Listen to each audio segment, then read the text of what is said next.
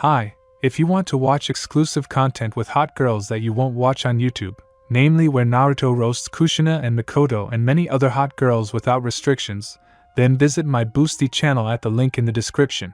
An ordinary day in Konohagura no Sato passed slowly for some, and for others it flew by quickly and unnoticed, but for the family of the Yondaime Hokage passed quickly, but closer to the evening it dragged on and passed slowly. The day from October 10th will be remembered for all the inhabitants of Konoha and for all shinobi from Chunin to Umbu, and not only. In a cave behind Konoha, the Jinchuriki of the nine-tailed Kyuubi no Yoko gave birth. Kushina Uzumaki, the wife of the Yondaime, gave birth to triplets. Only 2.5 hours later, Kushina gave birth to 2 boys and 1 girl. One boy inherited everything from his father, from the color of his hair and eyes to the shape of his face and appearance. The same thing happened with the girl, only she had hair like her father, but her eyes were inherited from her mother, as well as her facial features and shape. But with the last boy it was not so simple. The facial features were mother, the shape of the face got from the father, but the difference between the 2 boys was that the elder, who was named Menma, did not have 3 stripes on his cheeks resembling fox whiskers, but the younger, who was named Naruto, had 3 stripes on both cheeks resembling fox whiskers and scarlet hair like blood, but the girl who was named Naruko had stripes on both cheeks, only there were 2 on each cheek. After Minato wanted to close the seal, the midwife falls to the ground, and behind her stood a man in a mask and in his arms lay a little boy. Yondaime, get away from the Jinchuriki, or your offspring will die before it even lasts 5 minutes.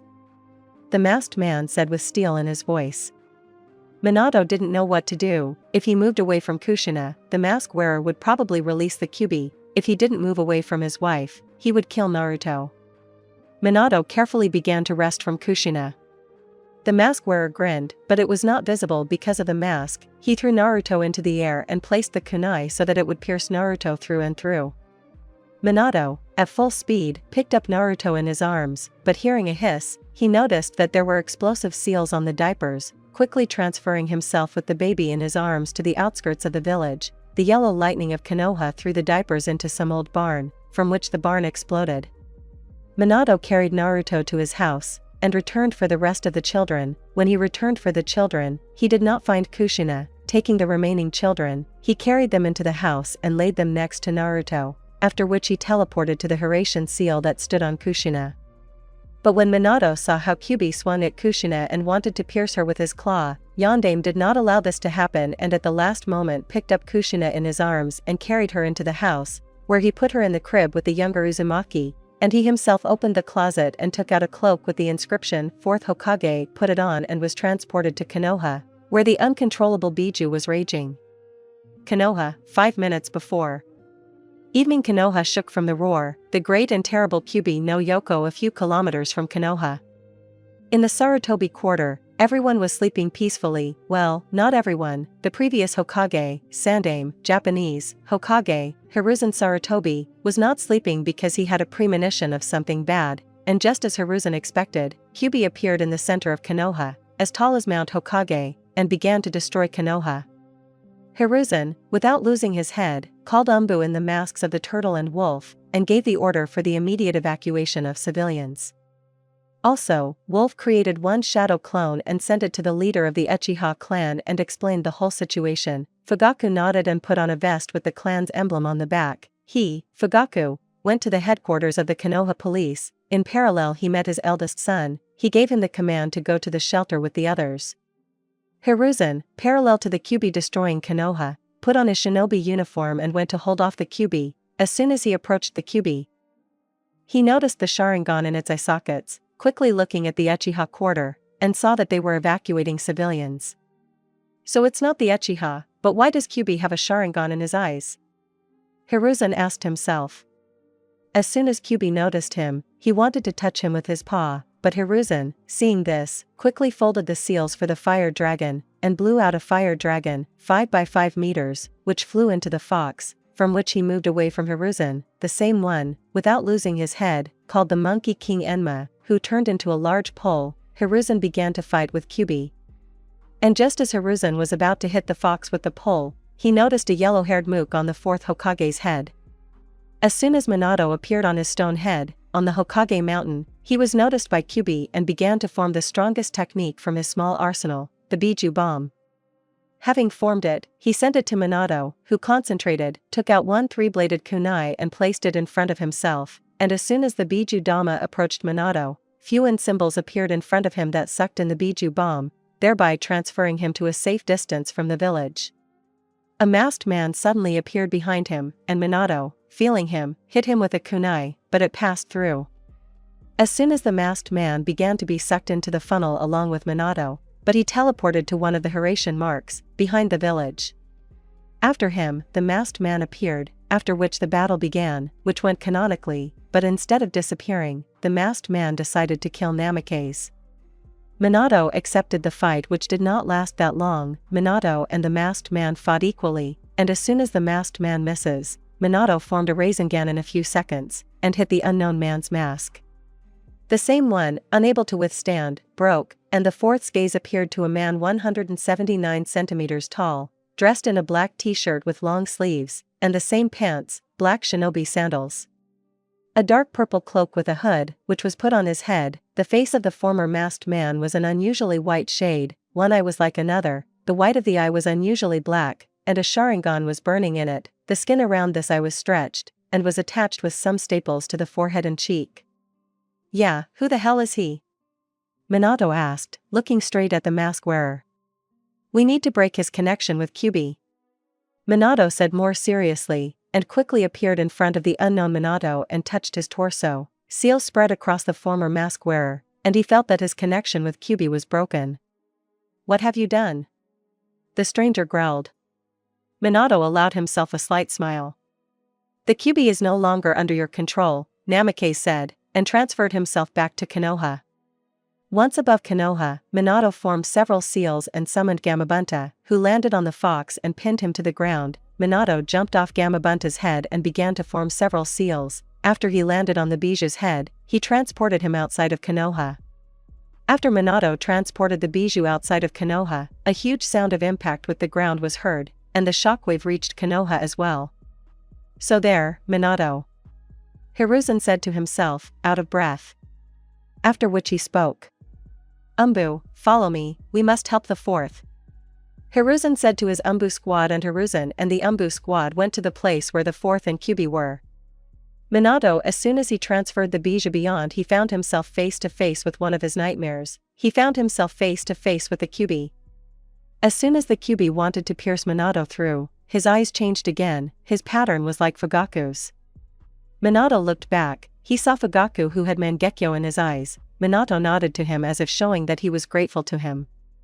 "Faster, Minato, I won't keep him in Genjutsu for long." "Faster?" He first spoke, and then shouted. Minato nodded, and teleported home. He went to the crib where Kushina and the children were lying. Minato took the children in his arms, and Kushina, seeing this, wanted to dissuade her husband from the future fate of her children, because she knew what the life of a Jinchuriki was like. After several persuasions, Kushina gave in, but decided to help her husband. Appearing in the clearing where Fugaku tried to hold Kyuubi, but as he saw Minato and Kushina, he calmed down a little. As soon as Fugaku lost control of Kyuubi, Kongo Fuso's chains wrapped around Kyuubi. Minato folded several seals. A bloody altar appeared from the ground. Kyuubi saw this and realized that they wanted to seal him, and wanted to do something, but the chains held him tightly. Hiruzen had already arrived to Minato by that time, and Hiruzen realized what he wanted to do, but stopped him. "Minato, I will do it. Asuma is already an adult, and a jonin at that. Konohamaru has parents. Minato, you are still young, and the village needs a Hokage. You must raise your son to be an excellent shinobi." After which he folded the seals and called Shinigami. Using the call of the god of death, Hiruzen sealed the light part of Kyuubi in a girl, and the dark part in a boy named Menma, but the spirit went to Naruto. After Shinigami sealed the soul of Kyuubi in Naruto, Hiruzen fell to the ground like a dead doll.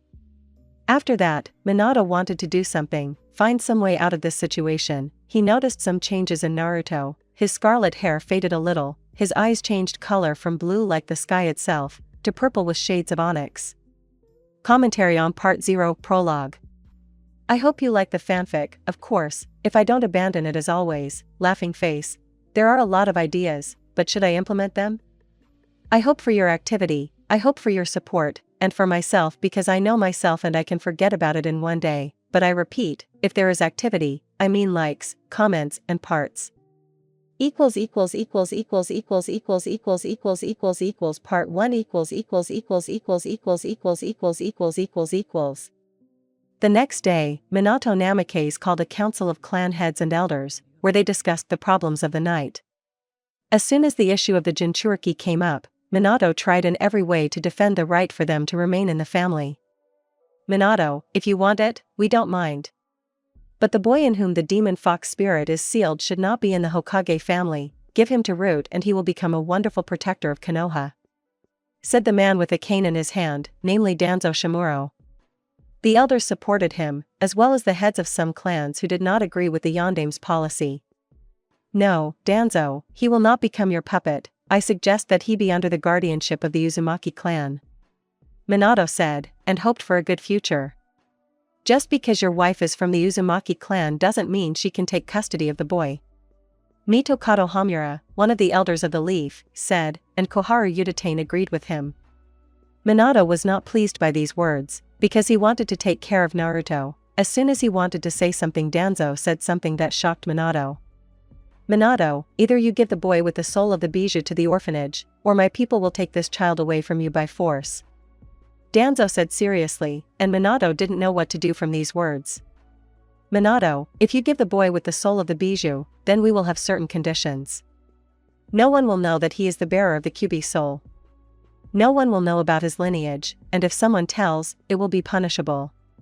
My Umbu will be keeping a close eye on him and will ensure the safety of this boy," the head of Root said. Minato could only hope for a bright future for his already lost son. Minato agreed to give him to the orphanage, after which he announced that the council was over, after which he left the council room and went to the hospital where Kushina and the children were. Having reached it, he entered the hospital building and found out in which room Kushina and the children were, and went there. Entering the room, his face took on a small smile, but after he looked at Naruto, the smile disappeared and sadness appeared. Kushina was unconscious until the moment Minato entered the room. "Minato, what happened?" Bloody Habanero asked, lying on the bed. Minato only said sorry for not protecting Naruto. He walked up to Naruto and took him in his arms and teleported to the orphanage. Appearing in front of the orphanage, he placed Naruto on the threshold and knocked on the door and disappeared in a clap of lightning. The young teacher opened the door and saw the boy on the threshold, picked him up and seeing the note, carefully took the note in one hand and held the baby in the other hand. She read the note. "Note. His name is Naruto Uzumaki. Please take good care of him." The teacher entered the orphanage and then carried Naruto to the building where the babies were. -4 years have passed. Naruto was one of the teacher's favorites. They treated him with care, but this was the first 3 years, before someone spread a rumor that the soul of the demon fox was imprisoned in Naruto. After this rumor, the whole village hated the young Uzumaki. It was the same in the orphanage. They forgot to feed him, left him in the basement. Some daredevils beat the young Uzumaki. And then one day when Naruto woke up, the teacher came into his room. "Hey, demon, the director is calling you." The teacher growled, then slammed the door. Naruto slowly got out of bed. He got dressed and slowly walked to the director of the orphanage. Reaching him, he opened the door and saw the director of the orphanage. "Listen here, today is a great day. You get out of here, the Hokage is giving you an apartment," said a plump man in a black suit, looking at Naruto. He nodded and leaving the director's office, he went back, and taking his things, he went to the exit of the orphanage. Leaving the orphanage, he went to the Hokage, and walking along the street, contemptuous and angry looks were thrown at him. Having reached the residence with such looks, Naruto entered the residence and having gone up to the right floor, he approached the door with the inscription Hokage and having knocked, he entered the office, and saw the Hokage, well, more precisely, a huge stack of papers, and only behind it with a tired look was Minato. Having pushed aside the stack of papers, Minato saw Naruto, and smiled slightly. "Hello Naruto, why did you come?"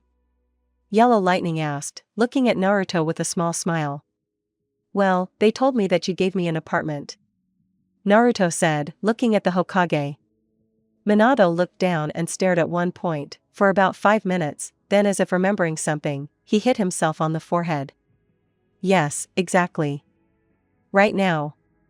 Yondaime said, then opened the drawer and took out the keys, then handed them to Naruto. And also Hokage-sama, where is he?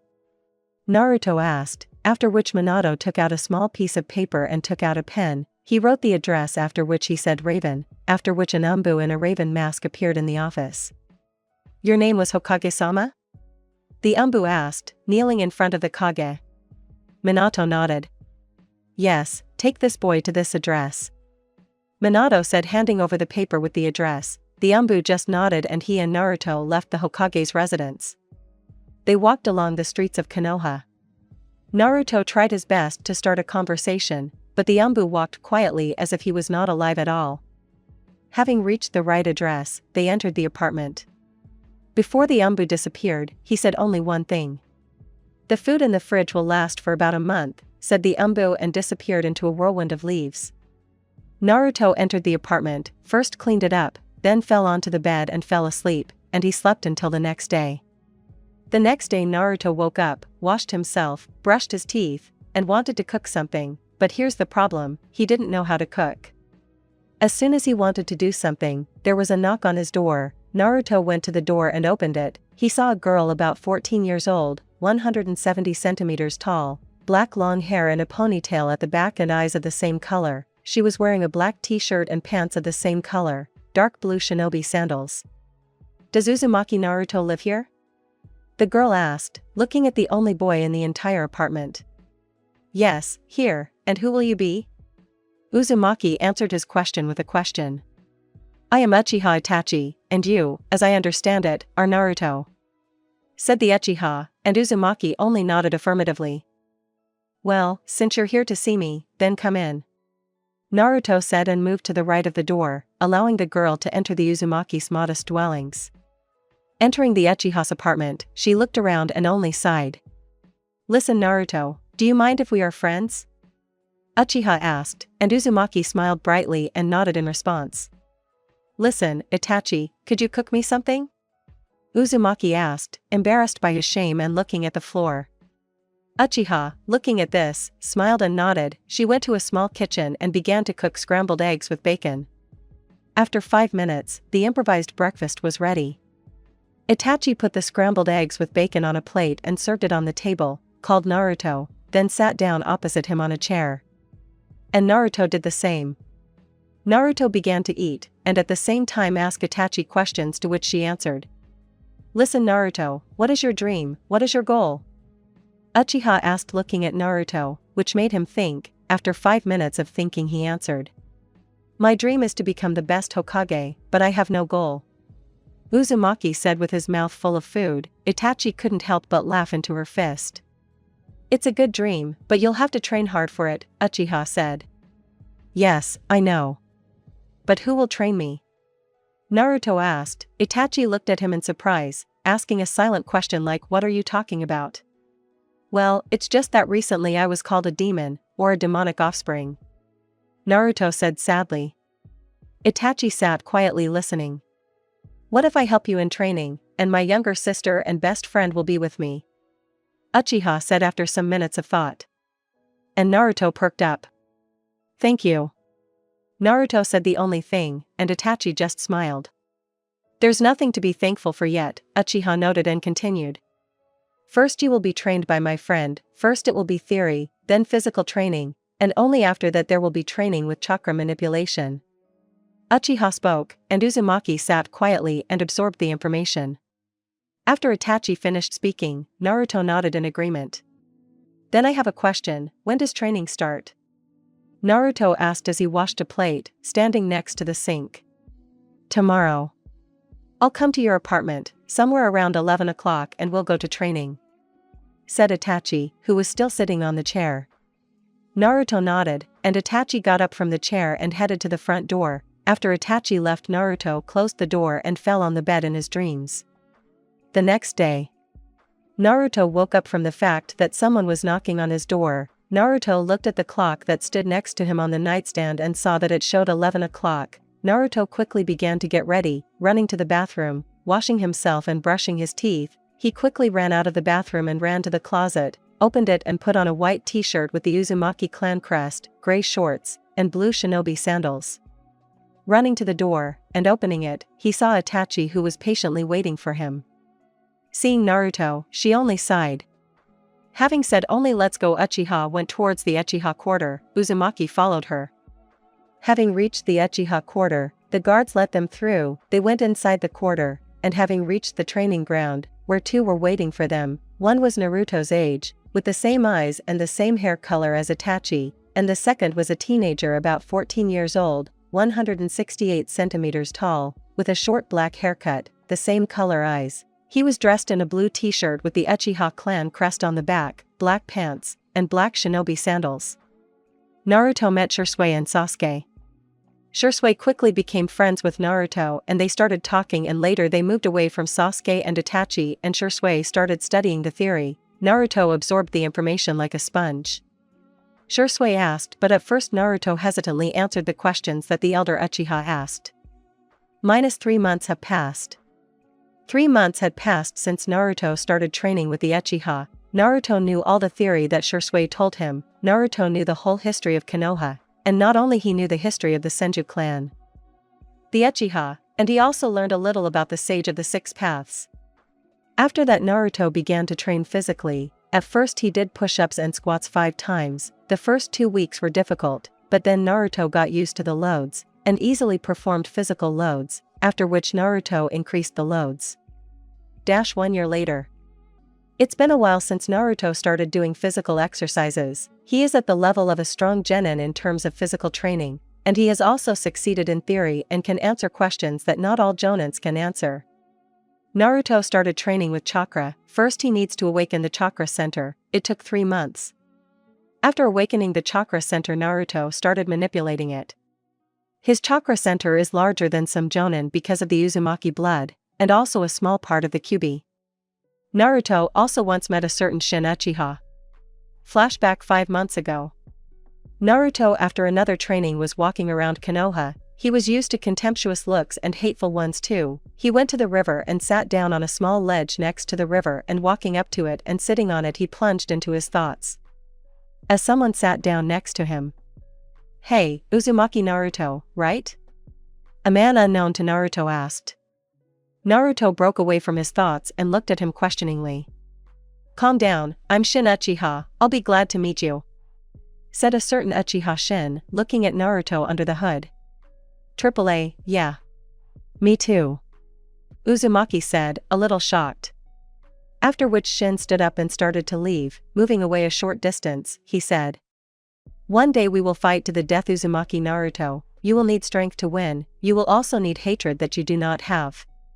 You are pathetic," Shin said, standing with his back to Naruto. He looked at Shin in surprise. He looked at Naruto from behind, activating the Sharingan and enclosing him in Genjutsu, where Naruto was torn apart, killed, dismembered, but Shin said the same thing. "Run, cling to your pathetic life. I could kill you right now, but to kill such a pathetic boy, it would be low for me." Shin spoke in Genjutsu. After he dispelled it, Naruto passed out. Subconscious. Naruto woke up in the water, although he was sure that he fell on the ground. Getting up from the water that reached his boats, he felt a barely noticeable warmth in the central corridor. Naruto decided to go there, reaching the end of the corridor, where he came out into a large room, and in the middle there was a cage with the kanji seal in the middle of the cage. Stopping in front of the cage, he asked a logical question. "Is there anyone here?" He asked the only question that came to the scarlet-haired Uzumaki's mind. Instead of an answer, 2 scarlet eyes with vertical pupils lit up in the darkness. "So this is what my jailer looks like. How pathetic you are," a voice said in the darkness. Then the darkness cleared and a translucent image of the fox appeared before Naruto. Naruto fell on his butt in surprise. "So you're still a child. You're weak. That Uchiha is right, you'll fight to the death one day," Kyuubi said. "What do you mean?" Naruto asked, and Kyuubi just laughed. After which he threw Naruto out of the subconscious. To be continued. Commentary on Part 1. Sorry again, but my text crashed and I rewrote this part. Although it turned out to be incomprehensible, but it is what it is. Equals equals equals equals equals equals equals equals equals equals part 2 equals equals equals equals equals equals equals equals equals equals. Commentary on part 2. Here are 5 pages for you, I hope you like them. Leave comments and suggest your ideas, we still need an asset. Also, a schedule was made of when the FF will come out. It will come out either the next day, and if it does not come out the next day, it will come out the day after. I hope for your understanding because the plot still needs some finishing touches. What are you talking about? The scarlet-haired man asked, and QB wanted to say something, but before he could say anything, he was interrupted. Let me explain everything to this child, said the old man who was levitating above the floor, and under him were black balls that formed a circle. Father? QB asked. And the old man just grinned and nodded. Let me explain to this child his further history, the sage of 6 paths began. I'm sorry, but what the hell is going on here? Naruto couldn't hold back his scream and asked. After Naruto's scream, QB covered his ears with his paws, and Hagoromo just squinted from the sound. As I see, you have already met my son, Kurama, right? Hagoromo asked. Met someone, excuse me? Naruto asked, looking at the white-skinned old man and the transparent QB on the floor. It's me. QB shouted, and Naruto just looked down, then looked at Kurama and mentally apologizing. He just nodded and accepted the apology. So, let me continue. The sage said, and continued. The story begins long before the history of the hidden villages.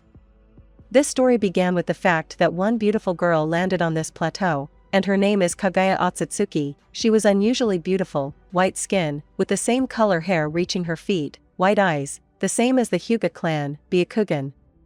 When she came down from the sky, she was accepted by the then people without chakra. One king loved her, and she became pregnant from him, but after the pregnancy she was betrayed by the same person who loved her. She knew about a certain chakra tree. Forbidden fruit that no one could eat, and even more so touch the tree. Then my mother Kaguya Otsutsuki decided to put an end to the wars, and so she decided on one move. She, being pregnant, ran to that very chakra tree, plucked the fruit and ate it. She truly became a goddess. After she ate the fruit of the divine tree, she, being overflowing with power, literally flew up and approaching the sun, plunged the whole world into Genjutsu, thereby stopping the endless wars that went one after another. After which she gave birth to 2 children. Me and my brother Hamura Otsutsuki. We grew up in abundance, but one day we discovered that our mother made sacrifices to the tree to support it. In addition, then I learned that my mother sacrificed my beloved to the tree. After that I awakened the Sharingan. Then my brother and I united and went against our mother. Before that we met a talking toad, then we thought that we imagined it, and then we met the current seer of the toads. After that I went with the seer to Mount Mayaboku, learning senjutsu there. When I was learning senjutsu, my mother took control of my brother. When I returned back, I had to fight my brother. After I freed him from control, I awakened the Rinnegan. After that we entered into battle with our mother. We fought with her for 3 days and 3 nights. Before we sealed her, a powerful creature, the 10-tailed, burst out of her, which I absorbed and became the Jinchuriki of the 10-tailed. Having sealed mother we formed the moon. My brother decided to stay with mother and make sure that she could not escape, and so my brother went to the moon, where to this day there are people from the Otsutsuki clan. They do not care about the people on earth. Soon I had 2 boys, Indra and Ashura. The eldest son Indra inherited the strength and power of my eyes. The younger inherited my spiritual power. The eldest son Indra thought that only the strong can rule the world, and the weak will only get in the way. Ashura, on the contrary, thought that only love and goodness will reign. One day I gave my children one assignment. There was no water in the neighboring villages. Indra and Ashura went to those villages. Indra returned after 5 days, and Ashura returned after a week of absence.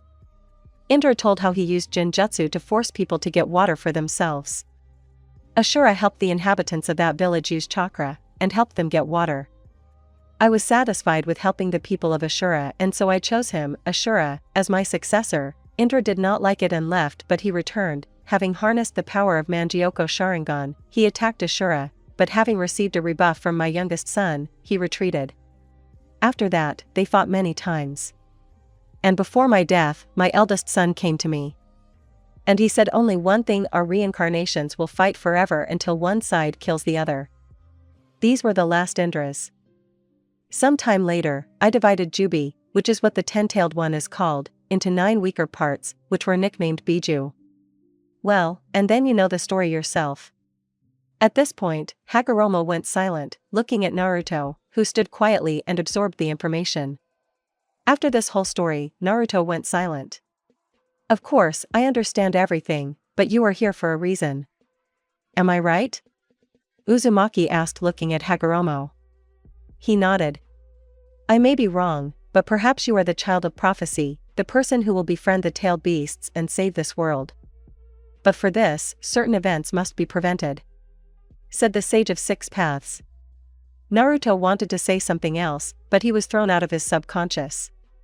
End flashback.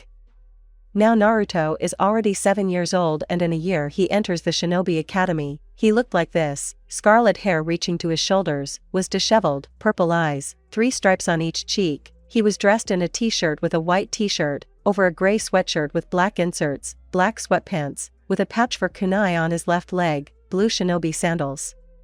Naruto looked at his reflection in the mirror. Reaching the bed, he sat in the lotus position and began to meditate. After 30 minutes of meditation, he lay down on the bed and fell asleep. Timeskip 1 year. Another year passed unnoticed for Naruto. He learned basic techniques such as henge, replacement. Naruto also learned to use shadow clones. Once during training with Shisui, he suggested him to use shadow clones for even greater progress during training. Naruto's level is at the level of a weak chunin. Tomorrow he will go to the academy, although he does not want it, but who cares about it? After the first time he got into the subconscious, he did not get there anymore, and he wanted it so much. Naruto spent half a day training, and after training he went to Ichiraku, where he spent the rest of the day, after which he came home, washed his face, brushed his teeth and went to bed. The next day, Naruto woke up from the sound of the alarm clock, which showed 7 o'clock. Naruto lazily stretched and yawned, reluctantly got up and trudged to the bathroom, where he brushed his teeth, washed his face, and went to the closet, where he put on a black t-shirt, a gray sweatshirt, white sweatpants, black sandals. Looking at the clock, they showed 7:40. Leaving the house, and closing the door, Naruto slowly trudged to the academy. While Naruto walked to the academy, he lazily looked around Konoha. He watched as some sellers opened shops. Shinobi jumped on the roofs going on a mission, and so Naruto reached the residence, where parents instructed young shinobi on the true path. Well, and some, like Nara, just lazily stood yawning sometimes. Naruto decided to stand aside from all this pandemonium. Naruto stood aside, leaning against the wall that served as a kind of partition between the academy and Konoha. Naruto stood and thought about something, as he felt that someone was watching him closely. Directing his gaze at the observer, Naruto was surprised because it was the Fugaku Uchiha family. At this time, Minato Namake's Yondaime Hokage appeared on the scene, who began a brilliant brainwashing called the Will of Fire. Naruto, like the Nara clan and most of the clan children, did not listen to this genius speech. After 15 minutes of brainwashing, Yondaime disappeared in thunderclaps. Show off, Naruto muttered to himself, after which he began to listen to one of the academy teachers. So, I am Yumino Iruka, and children like these ended up in my class.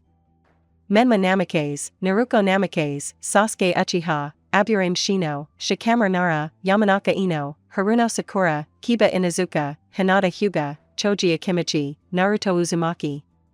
A middle-aged man with a chunin vest announced the list, and a distinctive feature was the scar on the bridge of his nose. I won't describe Iruka because you know what he looked like. The above-mentioned children approached Iruka, but when Naruto approached Iruka, the parents began to talk among themselves. The conversations were not distinguished by variety. Some said something like, "How will this demon study with our children? What is Hokage-sama thinking? Or this demon will study with my child, he should have been killed when he was still a child." Naruto did not pay attention to these people. Naruto and the other children entered the academy building and followed the teacher, and reaching room 213, Iruka entered first, after which the children ran into the room, and Naruto entered last. Entering the room, Naruto saw how some children who had been friends almost since birth sat down together. Naruto glanced around the class and sat down on the last desk near the window and began to look beyond the horizon. A few minutes later, Iruka took the floor. So kids, as I said before, my name is Irika Yumino. But you can call me Irika-sensei.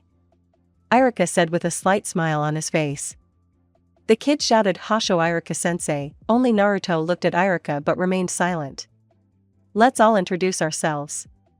I'm Irika Yumino, I love ramen at Ichiraku, I don't like traitors, my dream is to become the director of the academy, and my goal is to raise good shinobi out of you. Irika said and then introduced himself. The children clapped. Now you will introduce yourself in the same way. The first one will be Akimichi Choji. Irika said, and the named one stood up from his place and went to the board. It was a plump boy of about 8 years old, average height for his children, with a pack of chips in his hands. My name is Choji Akimichi, I love to eat, and not only do I not like it, my dream is to eat everything in this world, and my goal is to become the head of the Akimichi clan.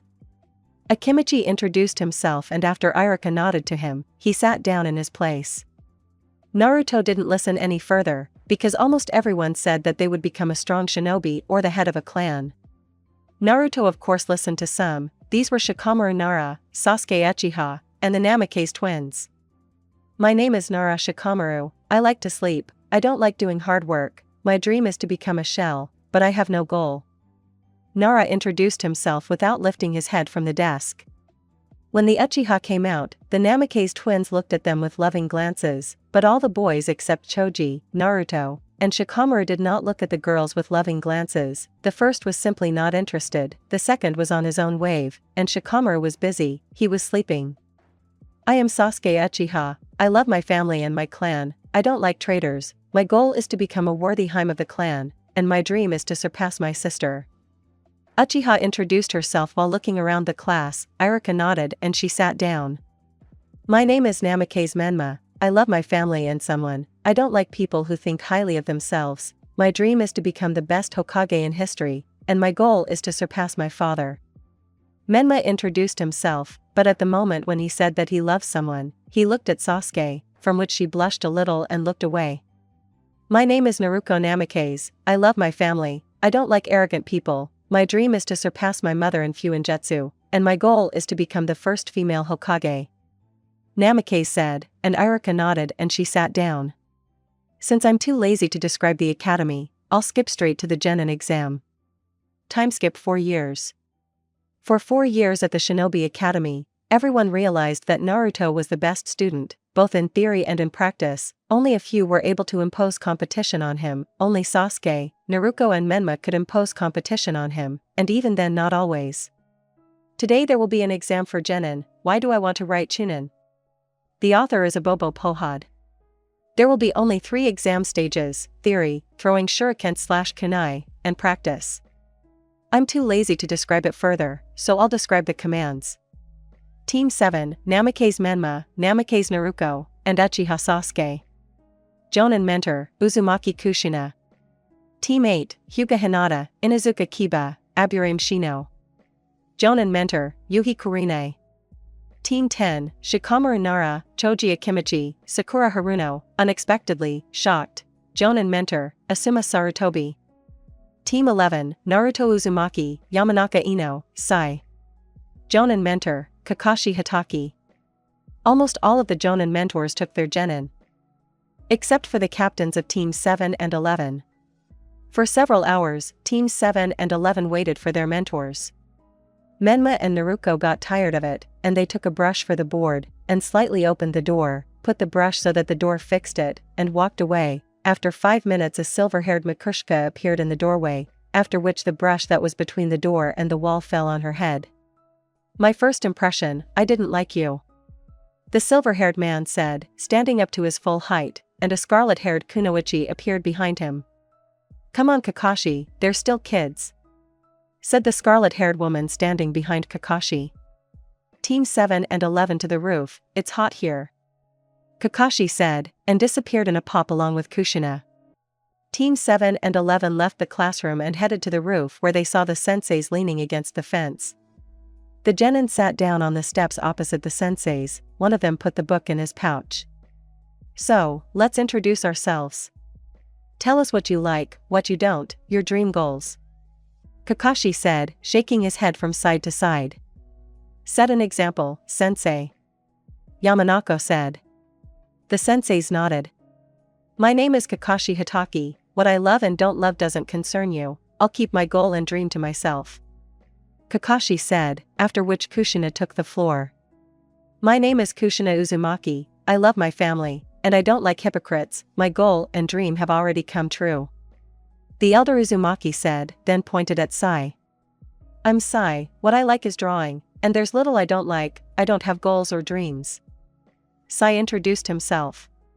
Kakashi and Kushina nodded and then pointed at Ino. I am Ino Yamanaka, what I love, or rather who, is Naruto. What I don't like is when flowers wither, the goal and dream is to achieve the attention of one person. Yamanaka introduced herself, but when she said that she loved Naruto, she blushed, and everyone except Naruto looked at him in surprise. Then it was Sasuke's turn to introduce himself.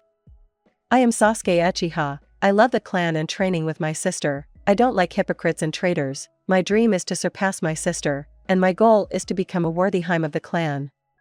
Uchiha introduced herself, after which the senseis nodded approvingly. I am Namikaze Naruko, I love my family, and not only do I not love them, my dream is to surpass my mother in Fuinjutsu, and my goal is to become the first female Hokage. Namikaze introduced herself, and in words to surpass her mother in Fuin Kushina grinned and nodded to her, after which Menma began to introduce himself. I am Menma Namikaze, I love my family and some people, I don't like arrogant people, my goal is to surpass my father, and my dream is to become Hokage. Namikaze introduced himself, and Kushina nodded. Kakashi pointed at Naruto. My name is Naruto Uzumaki. That's all you need to know about me. Uzumaki Jr. introduced himself, Kakashi looked at him sullenly, seeing a reflection of himself at the same age. So, tomorrow you will take the test, Kakashi started to speak, but Naruto brazenly interrupted him. This is the bell test, right? Uzumaki asked, and Kakashi looked at him in surprise. Where from? Kakashi wanted to say something else when he was interrupted again. It's elementary, there should be 3 genin and 1 jonin in a team. You wanted to check our teamwork, but it won't be here, look at our team, one is sitting quietly, the second is flying in the clouds, and I don't care about them. Team 7 is not much different, 2 lovebirds, and 1 dreamer. What kind of teamwork is that? Naruto said, and at the end asked a question, raising an eyebrow. And besides, you've already looked through our dossier, so you know the level of our forces. Naruto added and walked to the edge of the roof, and jumping over the fence, landed on a tree branch, and jumping off it, went home. The Jonins and Genins stood speechless because they were shocked. He's very reasonable and straightforward. It'll be difficult with him. Kakashi said to himself. Part 3 Commentary on Part 3. I went a bit overboard. But I think 7 pages will be more than enough for you, and I'll rest a bit, in a few hours I'll write another part, I think it will be just as big, definitely 5 pages. Also, don't forget that you can suggest your idea, and I can implement it.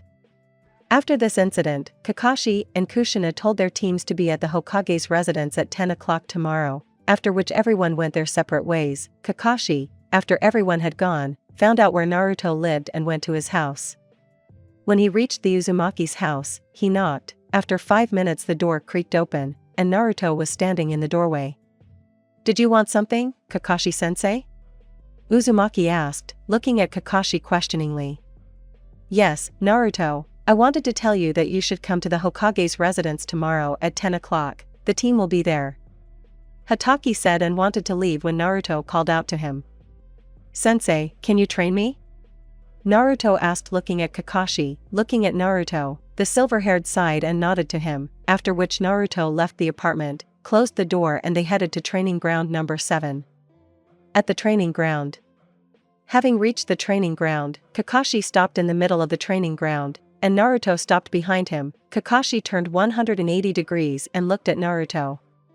Well, Naruto, tell me what you can do. Hatake began to speak. Naruto sighed. Sensei, you've read and seen my file, so why are you asking? Uzumaki asked, and Hatake just smiled and nodded at him. Kakashi-sensei, do you have sheets of paper for determining chakra? Uzumaki asked. Hatake nodded to him and took out 5 chakra-conducting sheets of paper from his pouch and handed them to Naruto. He took one of the sheets of paper and squeezed it between his thumb and index finger, which squeezing the second sheet between the index and middle fingers, the second sheet got wet, and squeezing the third sheet between the middle and ring fingers, it burned. Nothing happened to the rest. When Kakashi saw this, his only visible eye became like a plate, and he only looked at Naruto in surprise. Uzumaki asked a silent question. Naruto, you have 3 elements, these are Right-ton, Sweight-ton, and Katon. Hatake said a little uncertainly. That's good, isn't it? Naruto asked, and Hatake just nodded. I can help you with Right-ton, Sweight-ton, but let's wait with Katon. I'll make a deal with one person who is good at the element of fire, okay? Hatake asked, and Uzumaki nodded in satisfaction. When will training begin? Uzumaki asked, and Hatake only answered. Yes, right now. Hatake said, after which he began to command Naruto, which Naruto carried out successfully, and then Kakashi gave him 1 leaf of the tree and told him to use chakra to compress the leaf. Naruto grinned and created a couple of shadow clones who also tore off 5 leaves from the tree, and also compressed it. For a couple of minutes the clones tried to compress the leaves, for several minutes the clones tried to compress the leaves, and for another 5 minutes Naruto and the clones tried in vain to compress the leaves, and then one clone dispersed and a compressed leaf of the tree fell to the ground, after which the rest of the clones dispersed, and Naruto himself staggered a little. Kakashi ran up to Naruto and supported him so that he did not fall. Let's continue, sensei, teach me some technique. Naruto said with puppy eyes, and Kakashi couldn't stand for long in front of such a look, and nodded. I will teach you one technique of Right-ton. This is Right-ton, Web of Lightning. Kakashi said, and having made a series of hand seals, after which lightning flew out of his hands in the form of a web, which rushed to the boulder. When the web collided with the boulder broke, and crumbled into splinters. Naruto looked with lights in his eyes, and with an open mouth, he ran up to Hatake and asked to teach him this technique. Kakashi nodded, and after that Kakashi taught Naruto the technique of Web of Lightning until the evening. Naruto learned this technique in a few hours. Naruto, you are really capable. Kakashi said to himself, and as soon as he wanted to say something, he saw Naruto falling to the ground. Picking him up on his shoulders, he heard only snoring. Kakashi smiled with his eyes and carried Naruto home. Reaching Uzumaki's house, he realized that he couldn't go in through the door, and so jumping onto a branch he saw Uzumaki's window which was open. Jumping into it he put Uzumaki on the bed and went out the same way. The next day, Naruto woke up in his apartment, and after thinking everything over, he guessed that Hatake brought him home after he passed out due to exhaustion. Naruto got out of bed and looked at the clock which showed 9:25, quickly ran to the bathroom and washed and brushed his teeth. He left the bathroom and went to the closet and put on a black t-shirt, a red jacket with a high collar and small black inserts, black pants, blue shinobi sandals, and looked at the clock which showed 9:35. Naruto quickly made himself some eggs and bacon, and after having a snack he ran out of the house having previously closed the door, and ran to the residence, running. To the residence he saw the whole team which was standing and waiting for only two Kakashi and Naruto. Seeing Naruto, Ino and Sai greeted him, and Naruto greeted him back and asked where their sensei was, to which he only received the answer we don't know. And then 5 minutes later Kakashi appeared, who greeted his genin, and together they entered the residence, and reaching the Hokage's office, Kakashi knocked, after which they heard come in. Entering the Hokage's office, they saw an ordinary office, but on the table there was a pile of papers that blocked the view of the Hokage. Minato pushed the papers aside, and smiled a tired smile. Hokage-sama, you should take a rest, a day or two off. Kakashi said, looking at the tired Minato. He nodded, then took out a scroll with a D-rank mission to catch the daimyo's wife's cat. Hokage-sama, how will we gain experience in battle if we catch cats? The only kunoichi in the team asked. Kakashi just remained silent, but it was clear that he sighed. Ino, you should understand that you are genin, D-rank missions are for genin. This will help you get to know each other better and also improve teamwork. Yondaime explained, after which Ino thought about the whole situation and simply nodded. after which Team 11 accepted the mission and went to the approximate location of the cat, arriving at the place, and it was a small clearing with a lake and several trees. Team 11 began to look for the cat while Hataki was responsible for the most important part of the task, lying under a tree and reading a book. The genin were looking for the cat for several minutes, after which Sai noticed that she was sitting on one of the tree branches. Telling the team about this, they began to come up with a plan. After 5 minutes of thinking the plan was ready, Naruto and Sai distracted the cat, after which Ino will catch him and that's it, the mission is ready.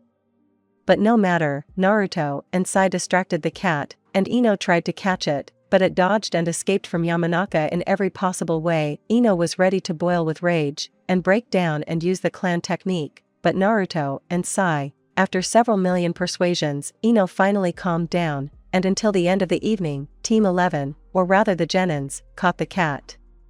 All scratched and with small wounds from the cat's claws, they reached the Hokage's residence, and gave the cat to its owner, after which they went to lick their wounds. -3 weeks later.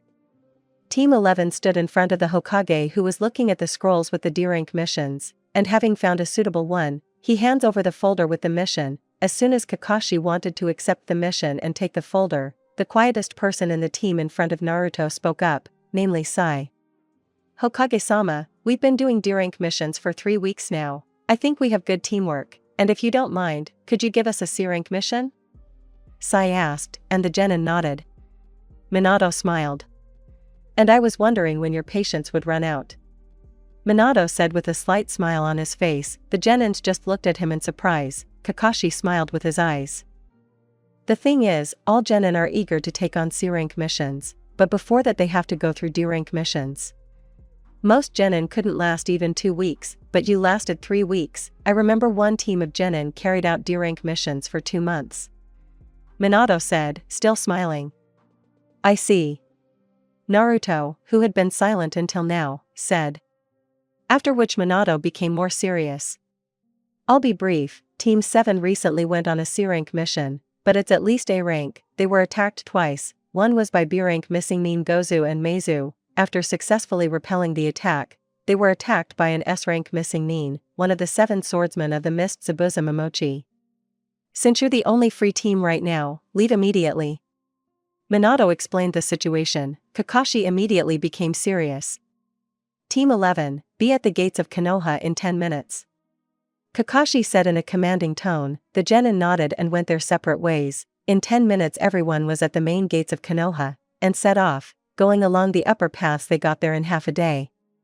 Having reached the land of waves, they found out where Tezuna's house was, and approaching it, Kakashi knocked. A few seconds later the door was opened by a young woman of about 20 to 25 years old, of average height for such an age. "Are you help from Konoha?" the woman asked, and Kakashi nodded. "I am Kakashi Hataki, this is Yamanaka Ino, Sai, and Naruto Uzumaki." Hataki introduced himself, then pointed at the genin one by one and called out their names. "Come inside." "My name is Tsunami," the girl said, letting the shinobi inside. Entering the house, the shinobi saw the bridge builder's family sitting at the dinner table, and Team 7, having lunch. The teams exchanged greetings, after which they joined the meal. Everyone was talking to each other, but Naruto was sitting quietly because he was too lazy to communicate with his peers. Kakashi and Kushina were also discussing the details of the mission. "Kushina-sensei, you said that Zabuza was taken by Ambu?" Naruto asked, to which Kushina nodded. "Do you suspect something?" Kushina asked, looking at Naruto. "Well, when I was in the library, I found a couple of old books, and they described the founding of the 5 great villages. Mist was no exception. They described some traditions of this or that village. When I read up to Mist, I learned that the Mist Umbu must eliminate a renegade from Mist so that there would be no information leakage, because even a Nuknin could tell some information about Mist during interrogation." Naruto spoke, but Kushina interrupted him. "Wait, are you saying that Zabuza is alive?" the older Uzumaki asked, to which the younger Uzumaki nodded. Kushina sighed. "Although I suspected something like that, I didn't think that he would be alive. At first I thought that they would take him back to the Mist, where they would interrogate him and later sentence him to death, but after listening to your observations, I can assume that he is still alive." Kushina spoke, after which Kakashi took the floor. As a former Umbu, I know that the Umbu of the mist immediately eliminate the missing nin from the mist. They would in very rare cases take them back to the mist where they interrogate them. I can say with 75% certainty that Zabuza is alive. Kakashi concluded, and the genins looked at the senseis in surprise. Mom, but he fought you on equal terms, and he could probably fight father. He's at least on your level or Kakashi-sensei's level. Menma said, and his sister merely nodded in agreement. I know. The elder Uzumaki said through gritted teeth, and then everyone sat in silence, when suddenly. I'm not going out for long, Naruto said. Kakashi looked at him in surprise. Did something happen? Hatake asked, causing Naruto to wince. Yes, everything is fine. Only my head is a little dizzy. Uzumaki Jr. said, getting up from the chair but not keeping his balance. He begins to fall, but finding support in the form of a table, he grabbed it and straightened up, went towards the door. Kakashi and Kushina looked suspiciously at the younger Uzumaki. Having walked only 2.5 meters, Naruto falls to the floor. Kakashi got up from his place and ran to the student, and putting his hand to his forehead, he felt that his forehead was very hot. He needs medical attention, Hatake said, picking Uzumaki up. Take him to the second floor, and choose any room. Tsunami said. Kakashi nodded and ran to the second floor, where he entered the room that was to the right of the stairs. Entering the room that was furnished in some traditional Japanese style, Kakashi put Naruto on the futon. Putting his hand on Uzumaki's forehead again, he felt that it was hot. Smirking to himself, Hatake left the room and went down to the second floor, going down to the first floor, where they began to ask him how Naruto was. Somewhere in an unknown place. Has he woken up? Asked the first voice, belonging to a man of about 25 years old. Yes, the awakening is already happening. Said the second voice, also belonging to a man, but already 40 years old. What are we going to do with him? The first voice asked. Now that this eye has awakened, as our prophecy said, we will teach this child everything we know ourselves. The second voice spoke, and the first chuckled. So, teaching this child, is that your will, Yashiro-san? The first voice asked, looking straight at Yashiro. This is your will too, Momoshiki. Don't forget our lives depend on this child. He can kill us or save us, convincing the current head of the clan from absorbing all the chakra on earth. If the head absorbs all the chakra on earth, what kind of performance should we watch? These people are funny. Yashiro said, and Momoshiki just grinned and nodded in agreement. Naruto's subconscious. Naruto woke up in the subconscious, with a terrible headache. He barely got up and dragged himself to Kurama's cage. Having reached the designated location, he turned to the fox. Hey, Kurama. What's happening to me?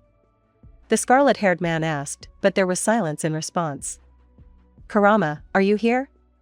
Uzumaki asked, but there was also silence in response. Walking to the cage and slipping between the bars, he saw no one. Well, that's already strange. Where is Kurama, or whatever his name is? It can't be that he just took and disappeared.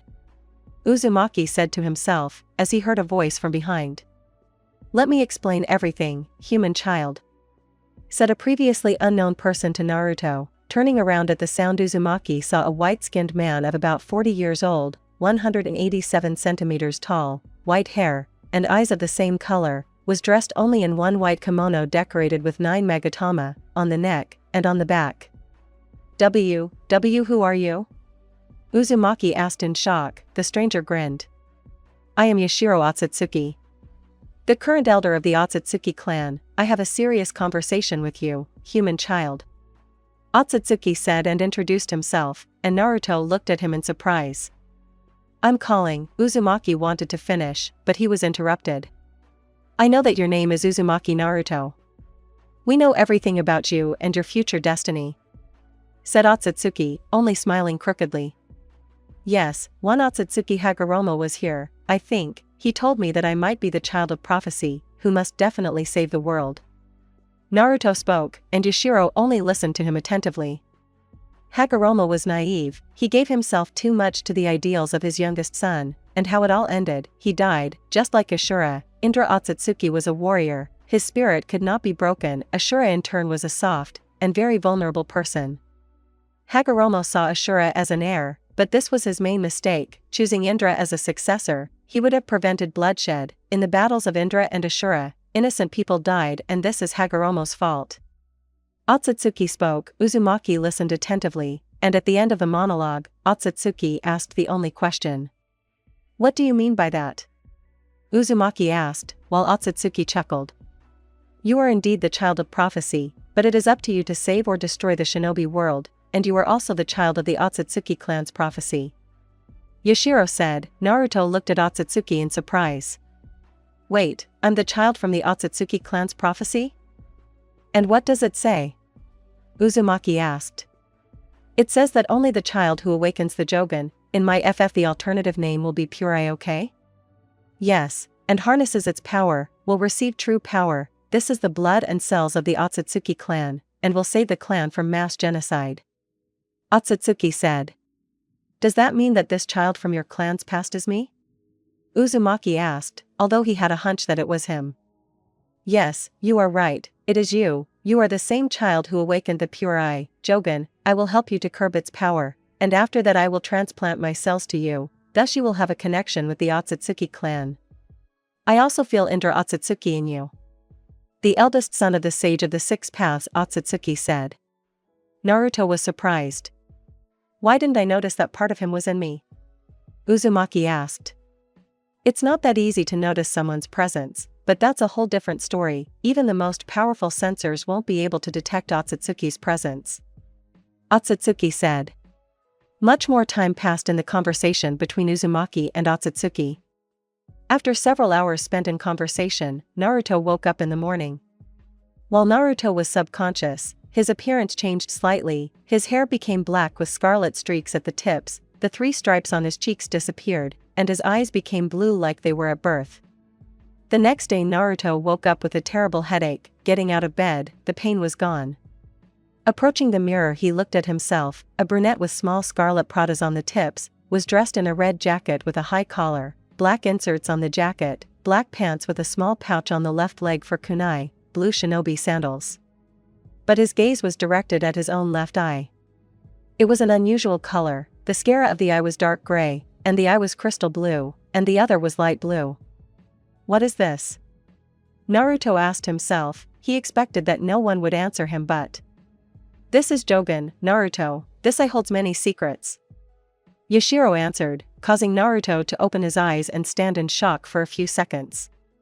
"Yashiro?" Uzumaki asked, and Otsutsuki just laughed out loud. Laughing, he only said yes. Naruto just left the house and heard a child's cry. Quickly going down, he saw some boy sitting in the corner of the room and 2 towered over Tsunami. Quickly grabbing a kunai, he jumped up. Spinning around his axis, he made cuts on the necks of 2 bandits, after which they fell to the floor and held on to the cut, but due to blood loss they died. Having found out where the others were, he headed to the bridge. Reaching the bridge, he saw how it was absorbed by fog. Jumping onto the bridge, he saw Kakashi and Kushina fighting Zabuza Momochi. Also next to the bridge builder was Naruto, Ino, Sai. "Naruto, where are Menma and Sasuke?" Naruto asked Naruto.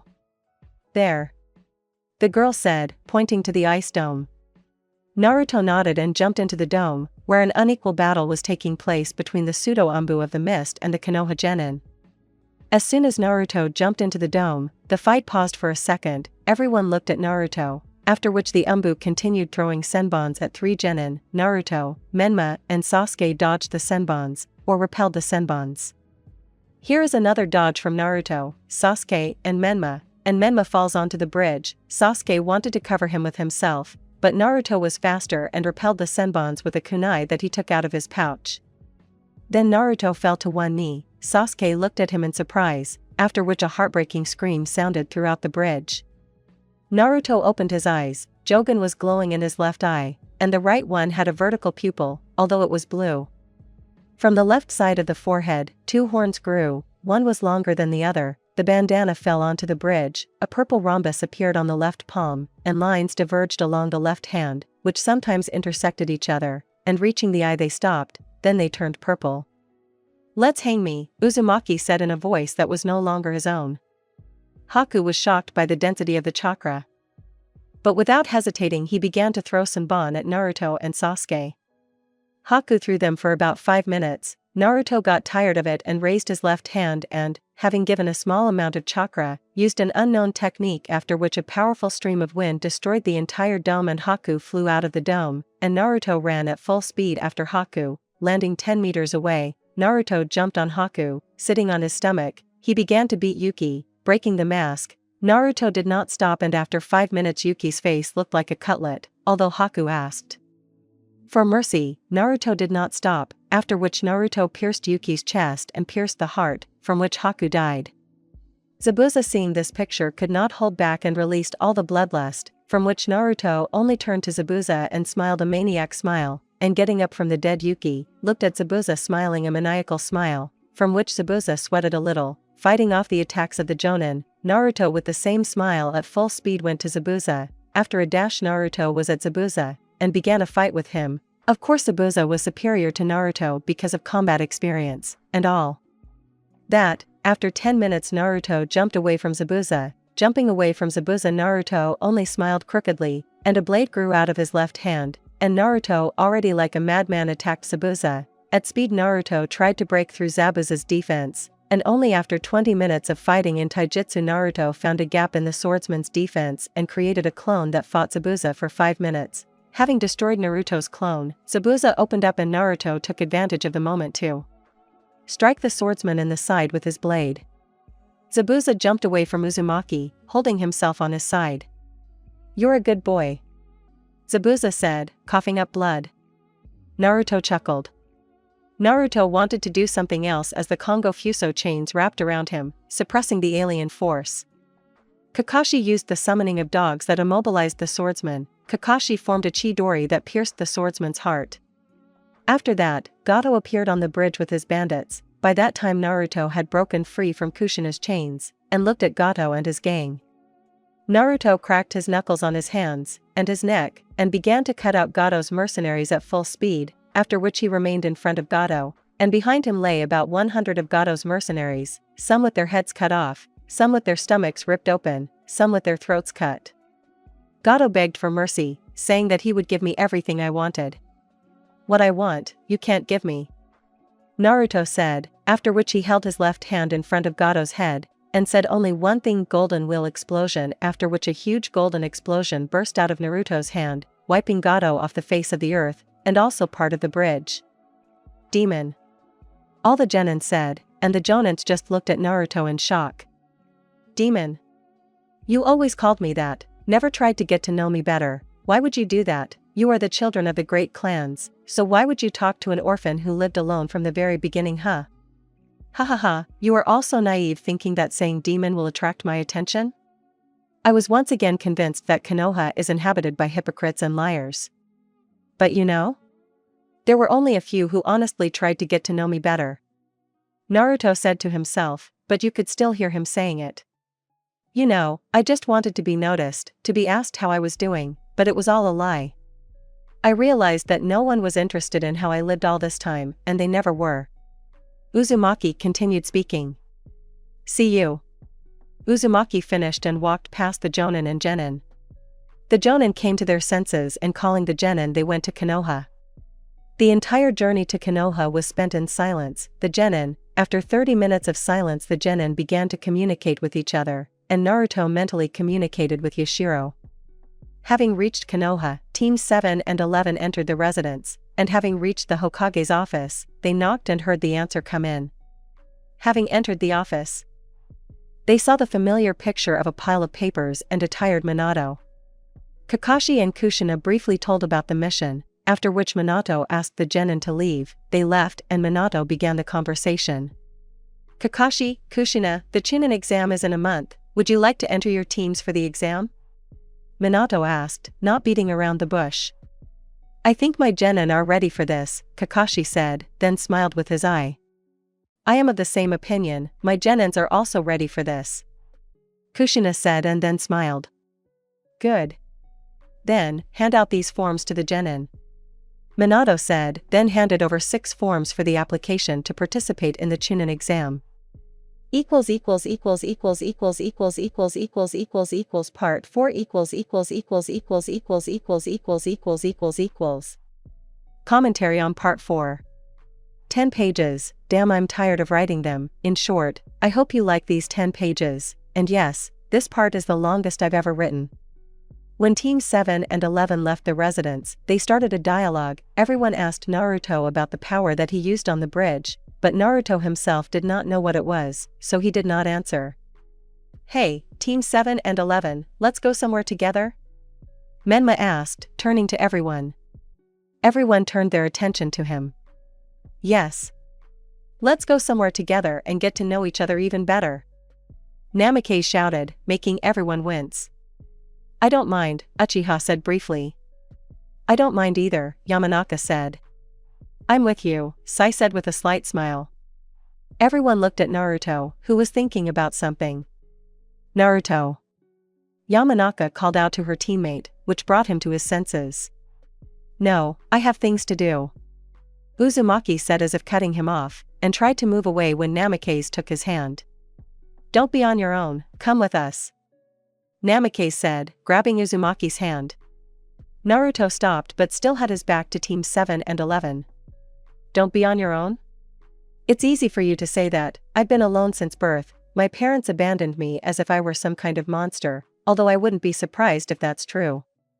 Maybe someday I'll accept your offer, but definitely not now.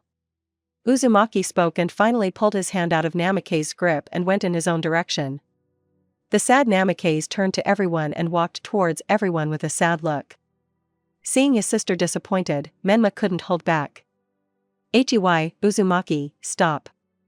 Namikaze shouted, which made Uzumaki stop and stand with his back to Namikaze. He couldn't stand it and ran up to Uzumaki and turned him to face himself. Namikaze looked at Uzumaki angrily, whose face looked absolutely nothing. Or what? Hit me? Uzumaki asked, grinning. Namikaze didn't answer. Do you know why you can't? You don't have the guts? Still grinning, Uzumaki answered his own question, looking at Namikaze, after which Naruto simply broke free from Namikaze's grip, and then went to the training ground to train. The others went a little disappointed to a small restaurant. Polygon.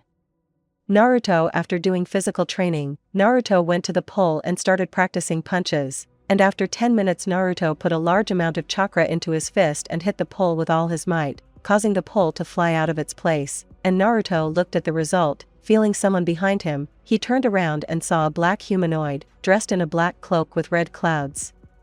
Who are you? Uzumaki asked, looking angrily at the stranger. Calm down, Uzumaki. Naruto, I am not your enemy. The stranger answered calmly and with a slight mockery.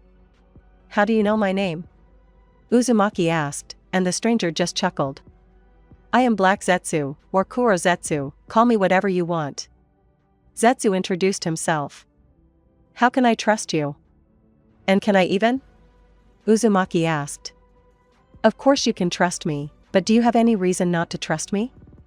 Zetsu said. I can give you a present if you want, the human-like creature said, smiling. And what is it?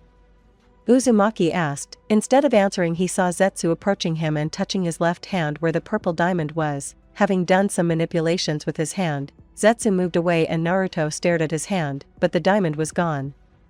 How? That was the only thing Uzumaki asked. And Zetsu was still smiling. It's a long story. I also weakened you a little with this action, but this effect will wear off in a few minutes. Zetsu explained as best he could, after which Naruto still looked at him in surprise. A second later, Naruto felt weak, but after 5 minutes there was no weakness. And yes, good luck Uzumaki. Naruto, said the creature as he sank underground, leaving behind a scroll with Suiton techniques. And how did he do it? Uzumaki asked himself. After that, he went to the place where Zetsu was and picked up a decent-sized scroll, and opening it, he began to study some techniques. Evening of the same day. Naruto sat under a tree and rested. He was out of breath, and Naruto was pleased with himself, because he learned at least 2 but pretty good water techniques, such as a water wall and a water jet. Naruto barely got up and trudged home. He got there without incident, and entering the house and closing the tree, he lay down on the bed without undressing and fell asleep. The next day, Naruto woke up from a knock on the door, looked at the table clock, which showed 11:30. Getting out of bed, Uzumaki went to the door and opening it saw Kakashi, who was knocking on the door with one hand, and with the other hand holding the book Come Come Paradise. "Sensei?" Uzumaki asked, yawning. Kakashi, hearing that they were addressing him, put the book in his pouch. "Get ready, the team is waiting only for us. I give you 5 minutes to get ready," Hataki said in a commanding tone. Uzumaki nodded and closed the door, and exactly 5 minutes later Naruto opened the door, and nodding to Kakashi, they went to the training ground. Reaching training ground 11, in 10 minutes, they saw the rest of the genin. "Sensei, why are you late?" Yamanaka asked immediately, and Sai just nodded. Calm down, calm down. I woke him up," Hataki said, raising his hands in a gesture of reconciliation, and then pointed at Naruto. Sai only smiled a little, and Ino was angry, but later calmed down. "So why did you call us sensei?" asked the calmest person in the team after Naruto, namely Sai. "I recommended you for the Chunin exam," Hataki said with a smile on his face. "Tell me, sensei, you just want to get rid of us as quickly as possible, right?" Uzumaki asked, looking intently at Hataki. Kakashi's only open eye became like a saucer. "No, of course not, I've become attached to you," Hataki said with a smile on his face. One of the genin's eyebrows twitched. "And how does he do it?" all the genins asked themselves. "The first stage will be theory. It will take place at the academy in room number 301.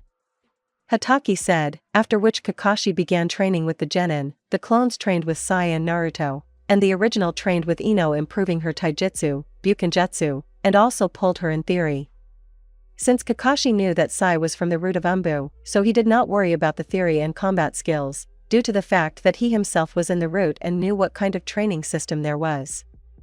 The Kakashi clone taught Naruto some right-hand techniques, such as a stream of lightning that he could combine with a water wall. Kakashi also taught Naruto the fire techniques of the fireball and phoenix flowers.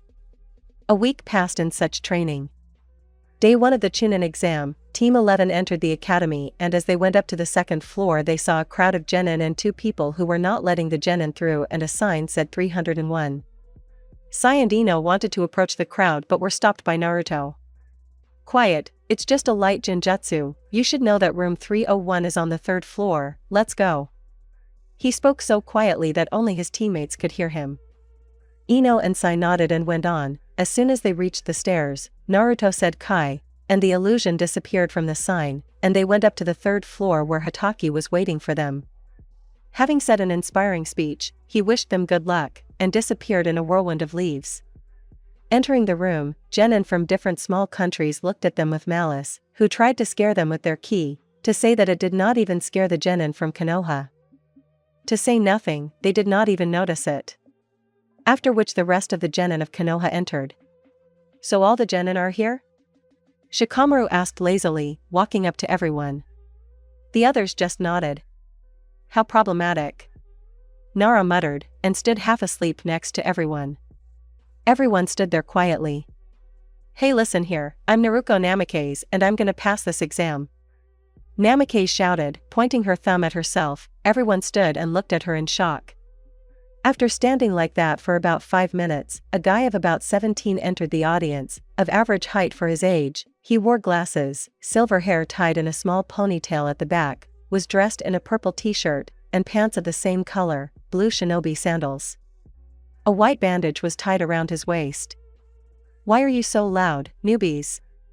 the guy asked, and everyone looked at him. He nodded and continued. "My name is Yakushi Kabuto, I've been here 7 times already. Aren't you interested in information?" He introduced himself and then offered some help to all the genin. "Yes, can you tell me about Niji Hyuga, Sabakuno Gara, and Naruto Uzumaki?" Menma asked, looking at Kabuto, who smiled and adjusted his glasses, then sat down on one knee and took out information cards from his pouch. Taking out several cards, he poured chakra into them. "So, Niji Hyuga, genin of Konoha, 13 years old, has the Byakugan Dojutsu, is strong in Taijutsu, Bukenjutsu, and is also considered a genius and a descendant of the Hyuga clan. Completed missions, D rank 20, C rank 10, B rank 0, A rank 0, S rank 0. Provided information about Niji Hyuga to Yakushi. Sabakuno Gara, Suna Genin, 13 years old, has the ability to use sand, has absolute defense, uses sand perfectly for attacks and defense, is pretty bad at taijutsu and ninjutsu. He is one of the 3 children of the 4th Kazekage of the Sabakuno race. Missions completed: D rank 30, C rank 15, B rank 1, A rank 0, S rank 0. Kabuto said. The last Naruto Uzumaki, one of the last representatives of the Uzumaki clan, does not have a specific Kekkei Genkai and Dojutsu, is strong in Taijutsu, Bukenjutsu, and Ninjutsu. Completed missions: D rank 42, C rank 0, B rank 0, A rank 1, S rank 0. Finished telling information about those wishing to Kabuto. When Menmo wanted to know something else, a rather tall man with scars on his face, a bandana covering most of his head, and a Konoha forehead protector on his forehead entered. So, I am the examiner of the first stage Marino Ibiki, I ask you to take your seats. Ibiki said and walked further through the audience, and approaching the board he continued. The first stage will be theoretical, your task is to answer 10 questions, 9 of them will be written. If I see someone cheating, the team will be disqualified and will leave the exam and try to pass it next year. Also, there will be chunin in the hall. If they notice someone cheating, the team will also be disqualified and will also leave the exam. You have 45 minutes for 9 written questions, and the clock starts ticking. Some genin started writing answers in a hurry, and some thought about the answers and later wrote the answers. Some dojutsu users like Sasuke and Neji copied using dojutsu. Gaara copied using the sand-eye, and Naruto wrote the answers to 9 questions. Minus 45 minutes later. All the genins wrote answers to 9 questions and began to wait for the 10th question. Before I ask you question 10, I want to warn you, if you don't answer question 10, you will fail the exam and will never become a chunin again. Ibiki said, releasing his ki, causing some of the genin's knees to tremble. But there are people here who are not taking the exam for the first time. Someone from the audience exclaimed. So you were unlucky that I was your examiner this year. Ibiki said, looking around the audience with a small grin, which made everyone shudder. Of course, everyone knew that Ibiki worked in the torture department and he did his job perfectly and got information in any case. The genin thought for a few minutes, and half of them left the audience. Those who remained, you passed. Ibiki said and smiled as best he could at the end. Ibiki wanted to say something else when 2 kunai flew into the audience, and a black poster with an image of some kind of training ground opened in front of Ibiki, and Enko Mitarashi appeared in front of the poster. I hope there is no need to describe her. You're getting old, Ibiki. Enko said, standing half-turned to Ibiki, and with a small smile, as Ibiki understood, she would tease him for a long time. Well, at the second stage, another quarter will be eliminated. Enko said with a grin. I am Mitarashi Enko, the examiner of the second stage. Everyone who passed the first stage follows me. Enko said in a commanding tone, and the genin followed her to training ground number 44. Having reached training ground 44, Enko stopped in front of the gate, and turning to the genin, she began to explain the essence of the second stage. You will be given 1 scroll per team, only 2 scrolls earth and sky. The task of the teams is to take the scroll from the opposite team and reach the tower that is in the center of the training ground, but not everything is so simple. 5 days are given for the stage. During the allotted days you must get the opposite scroll. Also, you cannot open the scrolls before arriving at the tower. If you open the scroll you will be disqualified along with your team. On the training ground, not only enemy shinobi are dangerous, but also animals that live on the training ground are dangerous. Enko said, and noticed that everyone was listening to her except Naruto. Enko could not stand such inappropriateness, and threw a kunai that slightly cut Namake's cheek, and Enko found herself behind Naruto and said with a smile. And you are very confident in yourself, such people die first. Mitarashi said with a grin. A grass genin appeared behind Mitarashi and with his unusually long tongue picked up a kunai that was lying on the ground and handed it to Enko. Your kunai fell. The grass genin said, and Enko looked at him and smiled, took the kunai, and returned to her previous place. You will also sign a document stating that Konoha is not responsible for your deaths. Mitarashi said. After that, the genin approached the tent and signed a document stating that Konoha is not responsible for the deaths of the genin, and they also took one of the 2 scrolls, heaven and earth. Team 11 got the earth scroll. After a few minutes, all the participating genin took the scrolls and signed the document, after which they entered through a certain gate into the training ground. Team 7 and Team 11 were next to each other. They decided to unite, and united, they stopped. "What are we going to do?" Menma asked. Everyone else sat quietly. "Wait, where's Naruto?" Sasuke asked, looking at the incomplete Team 11. "A few minutes ago." As soon as Team 11 entered the testing ground, they stopped. "I suggest we come up with a password so that we know that we are who we are," Sai said, and Naruto and Ino nodded. "And what will be the password?" Yamanaka asked. Sai, Naruto and Ino sat and thought for about 3 minutes and thought. "How about that technique that Kakashi-sensei used to kill the swordsman?" Yamanaka suggested. Sai and Naruto nodded. "It's decided. The password will be Chidori," Naruto said, and standing up, unnoticed by the team, he pulled out the earth scroll from Sai's pouch and moved it to himself. "You go to Team 7, I'll catch up with you," Naruto said, and walked a short distance and disappeared into the large bushes. Our time. Naruto jumped on the tree branches, and found one team of grass, and quickly dealt with them. They had sky. "Maybe I should collect a couple more scrolls. Just in case," Naruto said to himself. And having decided that he would collect a couple of scrolls, he began to look for other teams, having dealt with the rain team.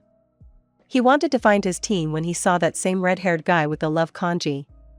Gaara at that moment killed the grass team, and noticing Naruto, he began to drill a hole in him. "So you noticed?" Naruto said to himself, or rather confirmed, and jumped down from the tree branch towards them. "Forgive me, Mom, I brought you a bad sacrifice.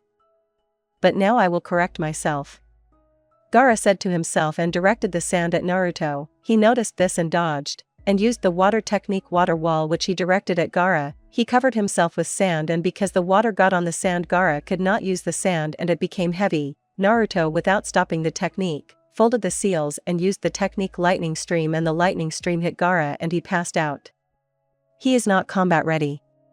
Better take him," Naruto said and jumped on a branch, felt Sai and Ino's chakra in the north, and jumping in that direction he began to jump on the branches, and reaching them he stopped on a branch and began to watch. 10 minutes before, Team 7 and 11 were jumping towards the tower when suddenly a powerful gust of wind blows Sai and Naruto a long distance away. And in front of the remaining genin stood a grass genin with a straw hat on his head. "I wonder how strong the Konoha genin are this year," the genin asked Team 7 and 11, or rather the rest of these teams. Sasuke activated 2 Tama Sharingan, and Menma took a couple of kunai in her hands and took a fighting stance, and as if on the count of 3, she and Sasuke rushed at the grass genin. Although Sasuke had a Sharingan, but it did not help her. The joint attacks of Menma and Sasuke did not get the desired result. Orochimaru, who took the form of a grass genin, dodged and counterattacked, and then another attack from Namikaze. Orochimaru blocked it and grabbed Menma by the leg and threw him into a tree. Menma rolled onto a tree branch. Sasuke began to attack Orochimaru, the Sharingan, although it helped Sasuke to dodge, but experience takes over, and Sasuke jumped away from Orochimaru. Sasuke began to throw shurikens that flew past. Orochimaru wanted to make fun of Sasuke, but felt that he could not move. Sasuke deliberately got wet, and the fishing line wrapped around Orochimaru. Sasuke folded the seals and said only one thing. "Katan, Dragon Flame," Sasuke said, and a stream of fire rushed from her mouth, which went along the fishing line and fried Orochimaru, who could not move. Orochimaru fell to the ground, after which he was unable to move. Our time, FCK, I'm already tired of writing our time or flashbacks, bitch, how tired I am. Menma and Sai returned to their teams and were ready. Orochimaru stood up from the tree branch and looked at the genin. "And you managed to surprise me, but that's not enough."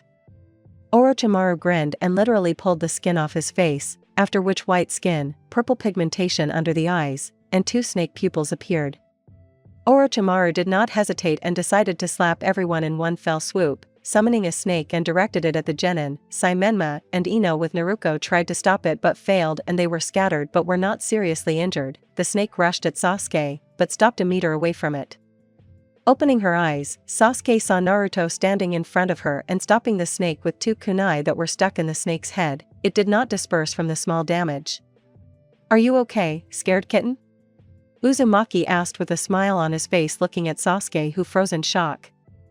Already blue eyes showed determination and anger. Giving chakra to Naruto's legs, he pushed off the branch back from which the snake also flew off the branch, and Naruto in flight turned around and hit the snake with 2 kunai, leaving cuts and deep wounds from which the snake already disappeared in a clap of smoke. Naruto fell on the branch, and Orochimaru landed next to him. "Can you surprise me with something?" Sannin asked, and Naruto's eyes lit up with a certain spark of excitement and he began to attack Orochimaru. He easily dodged and counterattacked, but Sannin was surprised because there were no unnecessary movements in Naruto's defense and attack. Orochimaru was pleasantly surprised because he saw potential in him. Orochimaru moved away from Naruto a little. He attacked Naruto with Kusanagi. Naruto took out a kunai and repelled Orochimaru's attacks, but still received some cuts and wounds. Jumping away from Orochimaru, Naruto folded the seals for the phoenix flowers. He released about 15 small fireballs that rushed at Orochimaru. He dodged small fireballs, and here is the last ball from which Orochimaru dodged and seeing a gap in Naruto's defense and hit him in the left side, but Naruto, due to constant training, which I'm too lazy to write because this is simple taijutsu, bukenjutsu, and taijutsu techniques. Naruto was able to repel Orochimaru's attack. He was shocked. This was enough for Naruto, and he put chakra into his fist and hit Orochimaru in the stomach, from which the Sannin flew 5 meters. Coughing up a small amount of blood, Orochimaru chuckled. "I wonder, Naruto-kun. I wonder what you'll do when you find out the truth about this village and your parents," Orochimaru said, laughing a little. Naruto stopped when he heard the words about his parents. "Did you know my parents?" Uzumaki asked, looking at Orochimaru. He nodded and added, "I know a lot, Naruto-kun, and you will be surprised and shocked, and later anger and fury will come," Orochimaru said with a smirk, looking at Naruto. "I see potential in you, Naruto-kun. I will give you a gift and one day you will find me to find out everything you want," said Orochimaru, and having folded one seal his neck unnaturally stretched out and Orochimaru's head approached Naruto and he, Orochimaru, bit Naruto on the left side of the neck, after which his neck returned to its natural position. When too much Orochimaru per square meter FCK, bit Naruto on the neck, Naruto began to scream like a cut man, because he had never felt such hellish pain before. When Sannin's neck returned to its natural position, Naruto fell on his back holding the bite site. Menma and Sasuke ran up to him, who had more or less come to their senses. "What did you do to him?" Namikaze asked, looking at Orochimaru, who was either smiling or grinning. "I just gave him a gift, I gave him power," said Orochimaru with a smile, looking at Naruto. After which he plunged into the tree. Team 7 and 11 decided to head to the tower when Naruto came to his senses. Having found tree roots that formed some kind of shelter, they put Naruto there and began to lick their wounds, but they were attacked by Team Sound. The battle was going in favor of the Sound team. But suddenly everyone stopped because they felt a surge of chakra, and looking at the source they saw Naruto, his left side of the body, from his hand to the left side of his face. Naruto slowly came out of the roots of the tree. Looking at the Sound team and the beaten teammates, and the rest. "Who did this?" Uzumaki asked in a cold voice, which made everyone shiver a little. Naruto saw the Sound team, and without further ado ran to the Sound team. The first to come out to Naruto was Zaku, who paid, because as soon as Zaku wanted to use his hands as an attack, Naruto quickly ran behind him, and kicked him in the back, from which Zaku's spine was not happy, after which he fell to the ground. Naruto looked at Dosu, who sweated a little, but after coming to his senses, Dosu began to attack Naruto with sound waves from the devices that were on his hands. Although the sound waves passed through Naruto, he did not stop, and having reached the target, a fight in taijutsu began. The blows were blocked and reflected from both Dosu and Naruto. About 5 minutes Naruto and Dosu fought in taijutsu, although Dosu strengthened his attacks due to sound waves, but this did not help him much. And so Naruto makes a sweep and Dosu falls on his back. Naruto hangs over him and starts punching him in the face, and if possible in the ribs of Dosu, although the genin heard the pleas for help, but the genin stood in a small stupor. Naruto wanted to finish off Dosu as he felt that he was hugged. Looking back he saw that it was Sasuke, Naruto was in a stupor and the mark of Orochimaru returned to its original place. The mind cleared up, and Teams 7 and 11 moved to the tower. Reaching the tower and entering it, Naruto and his team opened 2 scrolls, so did Team 7. From the scrolls the mentors of Teams 7 and 11 appeared, saying that they coped with the second stage, and they will stay in the tower for another 2 days. Because both teams coped in 3 days. The days passed unnoticed, because both teams were resting. And then the 5th day came, and the second stage was behind us. In a huge hall stood the jonins of the teams and also the Hokage. Congratulations to everyone on passing the second stage, but because too many teams passed this year, we will have to hold intermediate fights. But I hasten to warn you, if someone feels unwell or can fight, you can leave, and the team will remain. Minato announced. Dissatisfied exclamations went through the hall. I ask everyone to calm down. If someone is not feeling well, they can refuse to participate. Minato repeated, after which some genin left, including Sai and Kabuto. Sasuke tried to persuade Naruto to leave, since the mark made itself known with pain in his neck. But Naruto decently refused her. After which the examiner of the intermediate stage came out and began to announce who would fight. 1 fight. Sasuke Uchiha vs Yorikato, Sasuke won. 2 fight. Zaku Ibumi vs Naruto Uzumaki, Naruto won. 3 fight. Masumi Tsurugi vs Kankuro, won by Kankuro. 4 fight. Sakura Haruno vs Ino Yamanaka, draw, both eliminated. 5 fight. Temari Sabakuno vs Ten, Temari defeated. 6 fight. Shikamaru Nara vs Kintsuchi, Shikamaru won. 7 fight. Naruko Namikaze vs Kiba Inuzuka, Naruko won. 8 fight. Hinata Hyuga vs Niji Hyuga. Niji won. 9 fight. Rock Lee vs Gaara Sabakuno, Gaara won. 10 fight. Choji Akimichi vs Dosu Kinyuta. Dosu won. Since they didn't find an opponent for Menma, he fought Kintsuchi, where he won and got to the 3rd stage. The same thing happened with Shino, that is, he fought Zaku, but since Shino used bugs, The intermediate stages are over and the final 3rd stage will be in a month at the main arena of Konoha with many residents and dignitaries. Kakashi took Naruto and Sasuke for training, and Jiraiya took the Namikaze twins, and one day 2 people came to Konoha, one shark-like type, and a white-skinned man. They came for the Kyuubi, and they were members of a certain organization Akatsuki. Having passed without problems into Konoha, they found where Namikaze Menma was hiding. He was in a hotel and was waiting for Jiraiya, who had rented a room there and slept for half a day.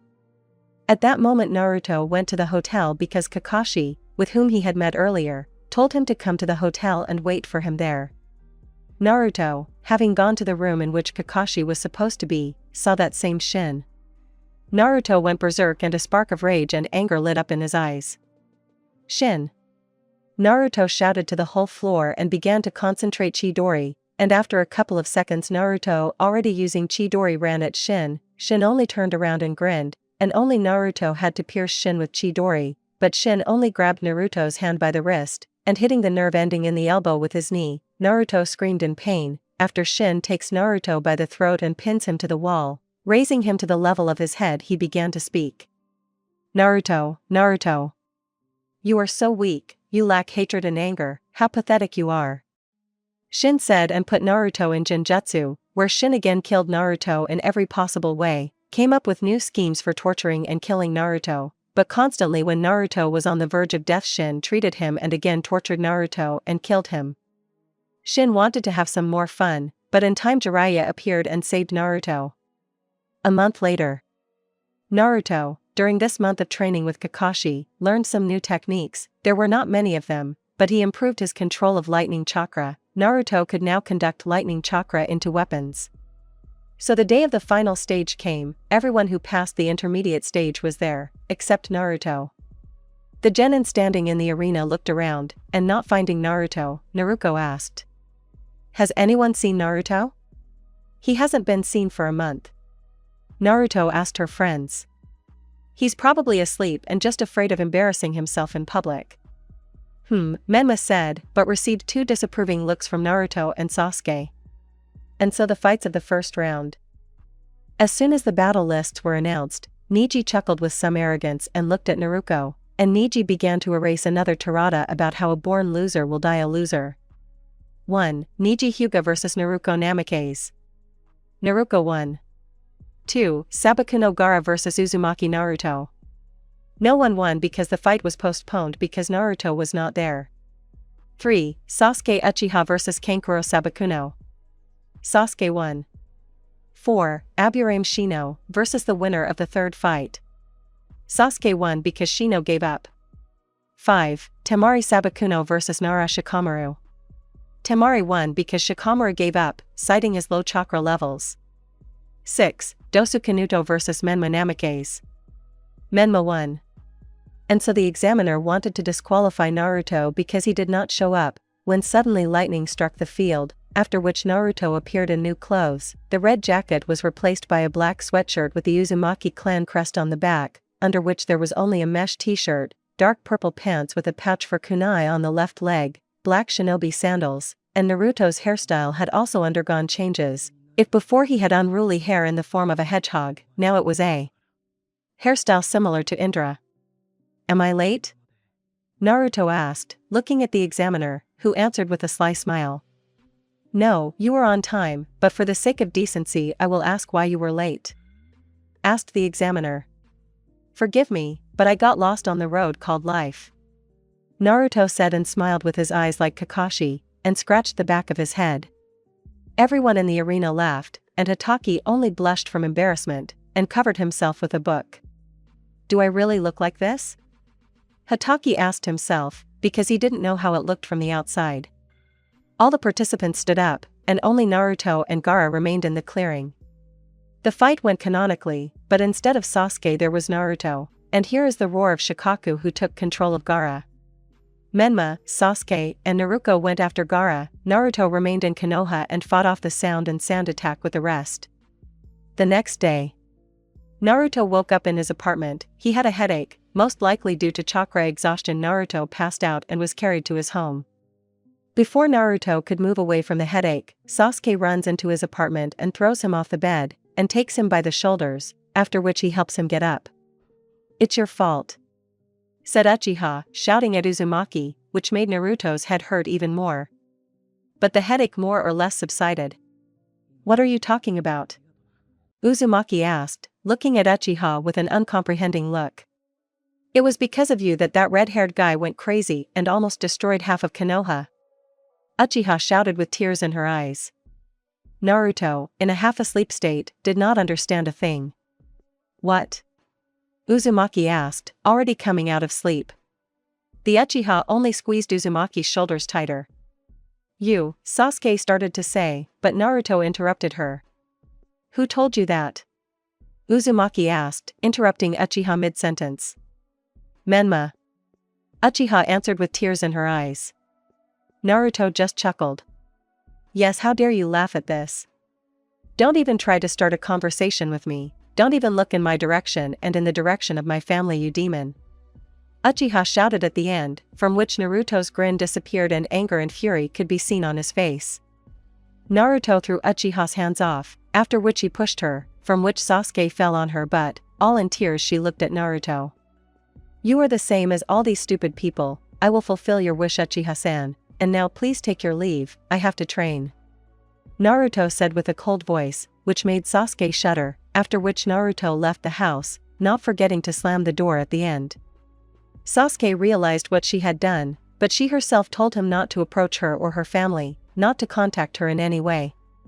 Naruto did this. Sasuke realized that she could lose a friend, although Naruto did not know that Sasuke considered him a friend. Sasuke remained in Naruto's house sitting on the floor and crying. Naruto at this time was walking along the streets of Konoha. Well, he was walking towards Kakashi's house. Having reached the sensei's house, he knocked on the door. After a few minutes of waiting, Hatake appeared in the doorway. Naruto, what are you doing here? Hatake asked, looking at Naruto in surprise, from whose face one could tell that he was in no mood. Sensei, teach me Raikiri. Naruto said, which made Hatake think for about 5 minutes, after which he answered. Naruto needs dojutsu or good speed to use Raikiri. Kakashi said with a serious voice. Don't worry, Kakashi-sensei, I have no problems with speed, and dojutsu is not an obstacle to not learning such a useful technique. Uzumaki answered. Hatake clearly smiled under his mask. Kakashi agreed, and closing the door, he put on the Jonin uniform. After 2 minutes of waiting, Kakashi left the house, and they, together with Naruto, headed to Training Ground 11. At the training ground, Kakashi began to explain how to use Raikiri, after which Naruto gradually learned Raikiri. Naruto trained for about 2 weeks, and after this period Naruto easily used Raikiri, which he could use about 6 times due to the volume of chakra and blood of Uzumaki. While Sasuke could use Chidori only no more than 2 times. After another training session, Naruto was walking along the streets of Konoha. He tanked Menma and Sasuke. Seeing them, Naruto simply turned around and walked in the opposite direction from them. Seeing Naruto, Menma covered half the street. Hey Naruto! Menma called out to Naruto, to which the latter only stopped but did not turn to face them. Why didn't you even turn around? Namikaze asked. I didn't want to do this, but I have to. Menma said to himself. As the son of the Hokage, I order you to turn around. You are standing in front of me as the son of the Hokage, and in front of my girlfriend, the daughter of the head of the Uchiha clan. Menma spoke, although he did not want to. I feel sorry for you, Uchiha-san. If you are dating him only because he is the son of the fourth, I feel sorry for you and your family. Uzumaki said in a calm voice, still not looking at his interlocutors. And later he left altogether.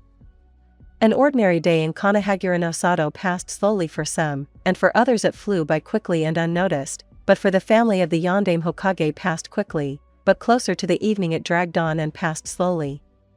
The day from October 10th will be remembered for all the inhabitants of Konoha and for all shinobi from Chunin to Umbu, and not only. In a cave behind Konoha, the Jinchuriki of the nine-tailed Kyubi no Yoko gave birth. Kushina Uzumaki, the wife of the Yondaime, gave birth to triplets.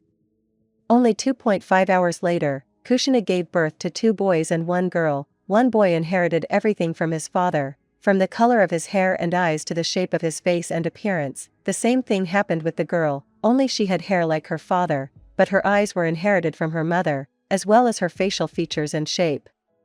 But with the last boy it was not so simple. The facial features were mother, the shape of the face got from the father, but the difference between the 2 boys was that the elder, who was named Menma, did not have 3 stripes on his cheeks resembling fox whiskers, but the younger, who was named Naruto, had 3 stripes on both cheeks resembling fox whiskers and scarlet hair like blood, but the girl who was named Naruko had stripes on both cheeks, only there were 2 on each cheek.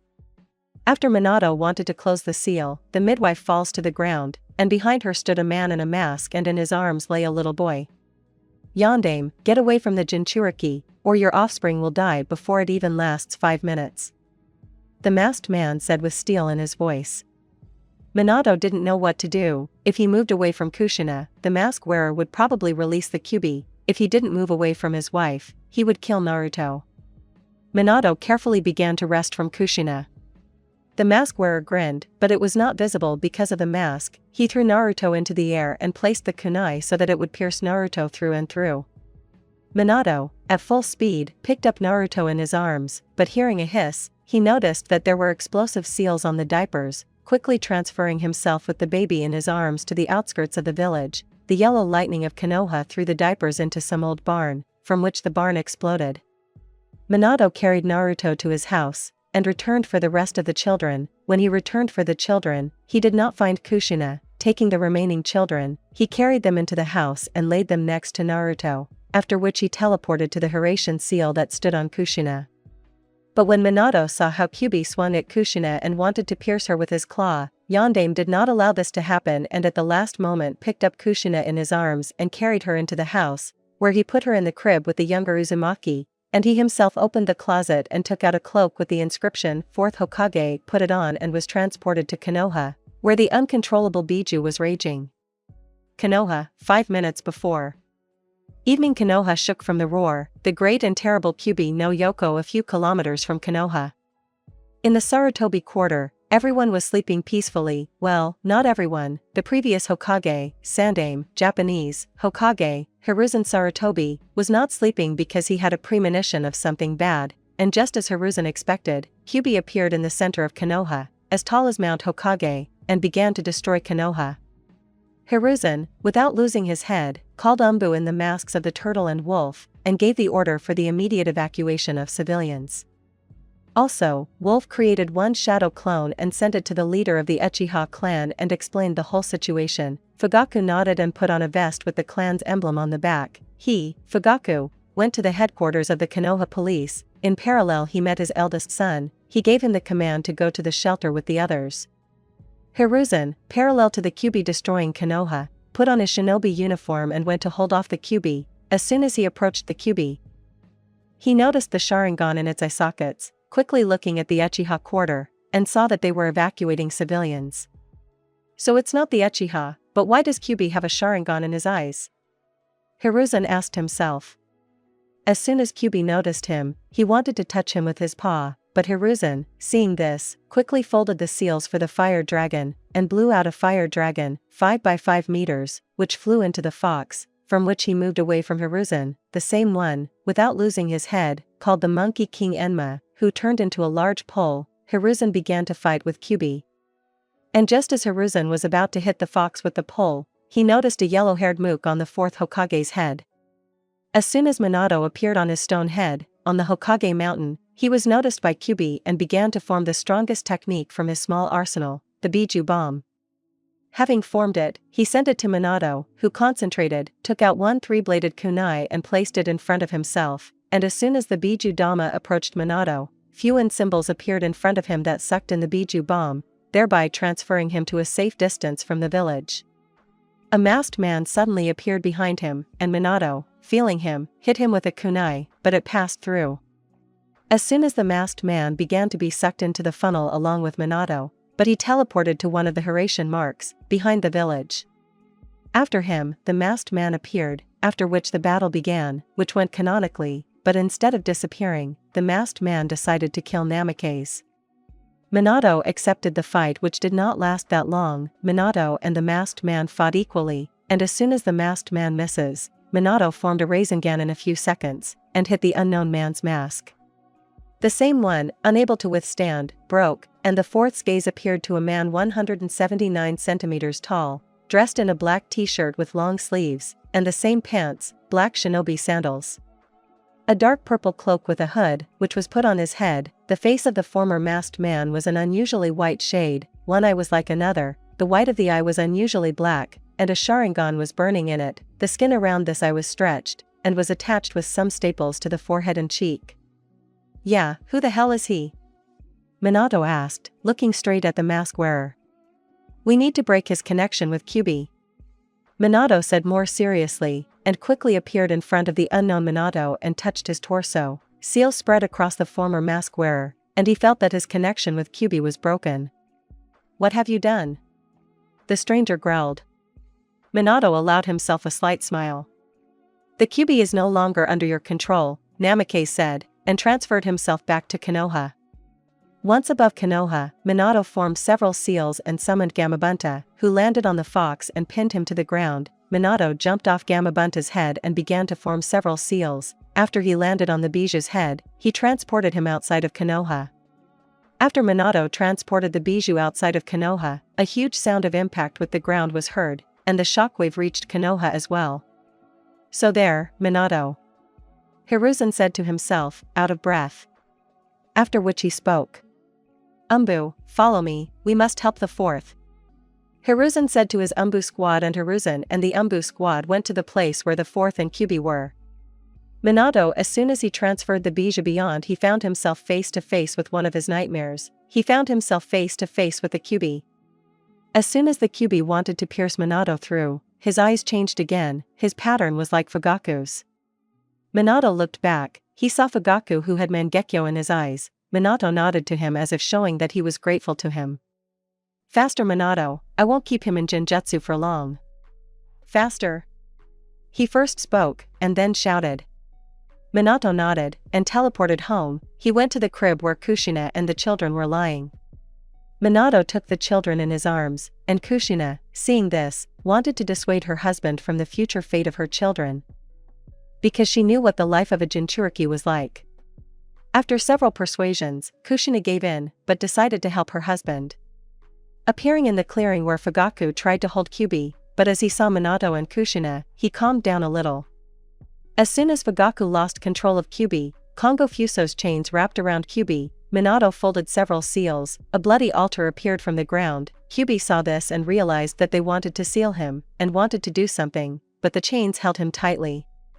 Hiruzen had already arrived to Minato by that time, and Hiruzen realized what he wanted to do, but stopped him. Minato, I will do it. Asuma is already an adult, and a jonin at that. Konohamaru has parents. Minato, you are still young, and the village needs a Hokage. You must raise your son to be an excellent shinobi. After which he folded the seals and called Shinigami, using the call of the god of death. Hiruzen sealed the light part of Kyubi in a girl, and the dark part in a boy named Menma, but the spirit went to Naruto. After Shinigami sealed the soul of Kyubi in Naruto, Hiruzen fell to the ground like a dead doll. After that, Minato wanted to do something, find some way out of this situation. He noticed some changes in Naruto. His scarlet hair faded a little, his eyes changed color from blue like the sky itself, to purple with shades of onyx. Commentary on Part 0 Prologue. I hope you like the fanfic, of course, if I don't abandon it as always, laughing face. There are a lot of ideas, but should I implement them? I hope for your activity, I hope for your support, and for myself because I know myself and I can forget about it in one day, but I repeat, if there is activity, I mean likes, comments, and parts. Equals part 1 equals. The next day, Minato Namikaze called a council of clan heads and elders, where they discussed the problems of the night. As soon as the issue of the Jinchuriki came up, Minato tried in every way to defend the right for them to remain in the family. Minato, if you want it, we don't mind. But the boy in whom the demon fox spirit is sealed should not be in the Hokage family. Give him to Root and he will become a wonderful protector of Konoha, said the man with a cane in his hand, namely Danzo Shimuro. The elders supported him, as well as the heads of some clans who did not agree with the Yondame's policy. No, Danzo, he will not become your puppet. I suggest that he be under the guardianship of the Uzumaki clan, Minato said, and hoped for a good future. Just because your wife is from the Uzumaki clan doesn't mean she can take custody of the boy. Mito Kato Hamura, one of the elders of the Leaf, said, and Koharu Udatane agreed with him. Minato was not pleased by these words, because he wanted to take care of Naruto. As soon as he wanted to say something, Danzo said something that shocked Minato. Minato, either you give the boy with the soul of the bijou to the orphanage, or my people will take this child away from you by force, Danzo said seriously, and Minato didn't know what to do from these words. Minato, if you give the boy with the soul of the bijou, then we will have certain conditions. No one will know that he is the bearer of the Kyubi soul. No one will know about his lineage, and if someone tells, it will be punishable. My Umbu will be keeping a close eye on him and will ensure the safety of this boy, the head of Root said. Minato could only hope for a bright future for his already lost son. Minato agreed to give him to the orphanage, after which he announced that the council was over, after which he left the council room and went to the hospital where Kushina and the children were. Having reached it, he entered the hospital building and found out in which room Kushina and the children were, and went there. Entering the room, his face took on a small smile, but after he looked at Naruto, the smile disappeared and sadness appeared. Kushina was unconscious until the moment Minato entered the room. Minato, what happened? Bloody Habanero asked lying on the bed. Minato only said sorry for not protecting Naruto. He walked up to Naruto and took him in his arms and teleported to the orphanage. Appearing in front of the orphanage, he placed Naruto on the threshold and knocked on the door and disappeared in a clap of lightning. The young teacher opened the door and saw the boy on the threshold, picked him up and seeing the note, carefully took the note in one hand and held the baby in the other hand. She read the note. Note. His name is Naruto Uzumaki. Please take good care of him. The teacher entered the orphanage and then carried Naruto to the building where the babies were. -4 years have passed. Naruto was one of the teacher's favorites. They treated him with care, but this was the first 3 years, before someone spread a rumor that the soul of the demon fox was imprisoned in Naruto. After this rumor, the whole village hated the young Uzumaki, it was the same in the orphanage. They forgot to feed him, left him in the basement. Some daredevils beat the young Uzumaki. And then one day when Naruto woke up, the teacher came into his room. "Hey, demon, the director is calling you." The teacher growled, then slammed the door. Naruto slowly got out of bed. He got dressed and slowly walked to the director of the orphanage. Reaching him, he opened the door and saw the director of the orphanage. "Listen here, today is a great day. You get out of here, the Hokage is giving you an apartment," said a plump man in a black suit, looking at Naruto. He nodded, and leaving the director's office, he went back, and taking his things, he went to the exit of the orphanage. Leaving the orphanage, he went to the Hokage, and walking along the street, contemptuous and angry looks were thrown at him. Having reached the residence with such looks, Naruto entered the residence, and having gone up to the right floor, he approached the door with the inscription Hokage, and having knocked, he entered the office, and saw the Hokage, well, more precisely, a huge stack of papers, and only behind it with a tired look was Minato. Having pushed aside the stack of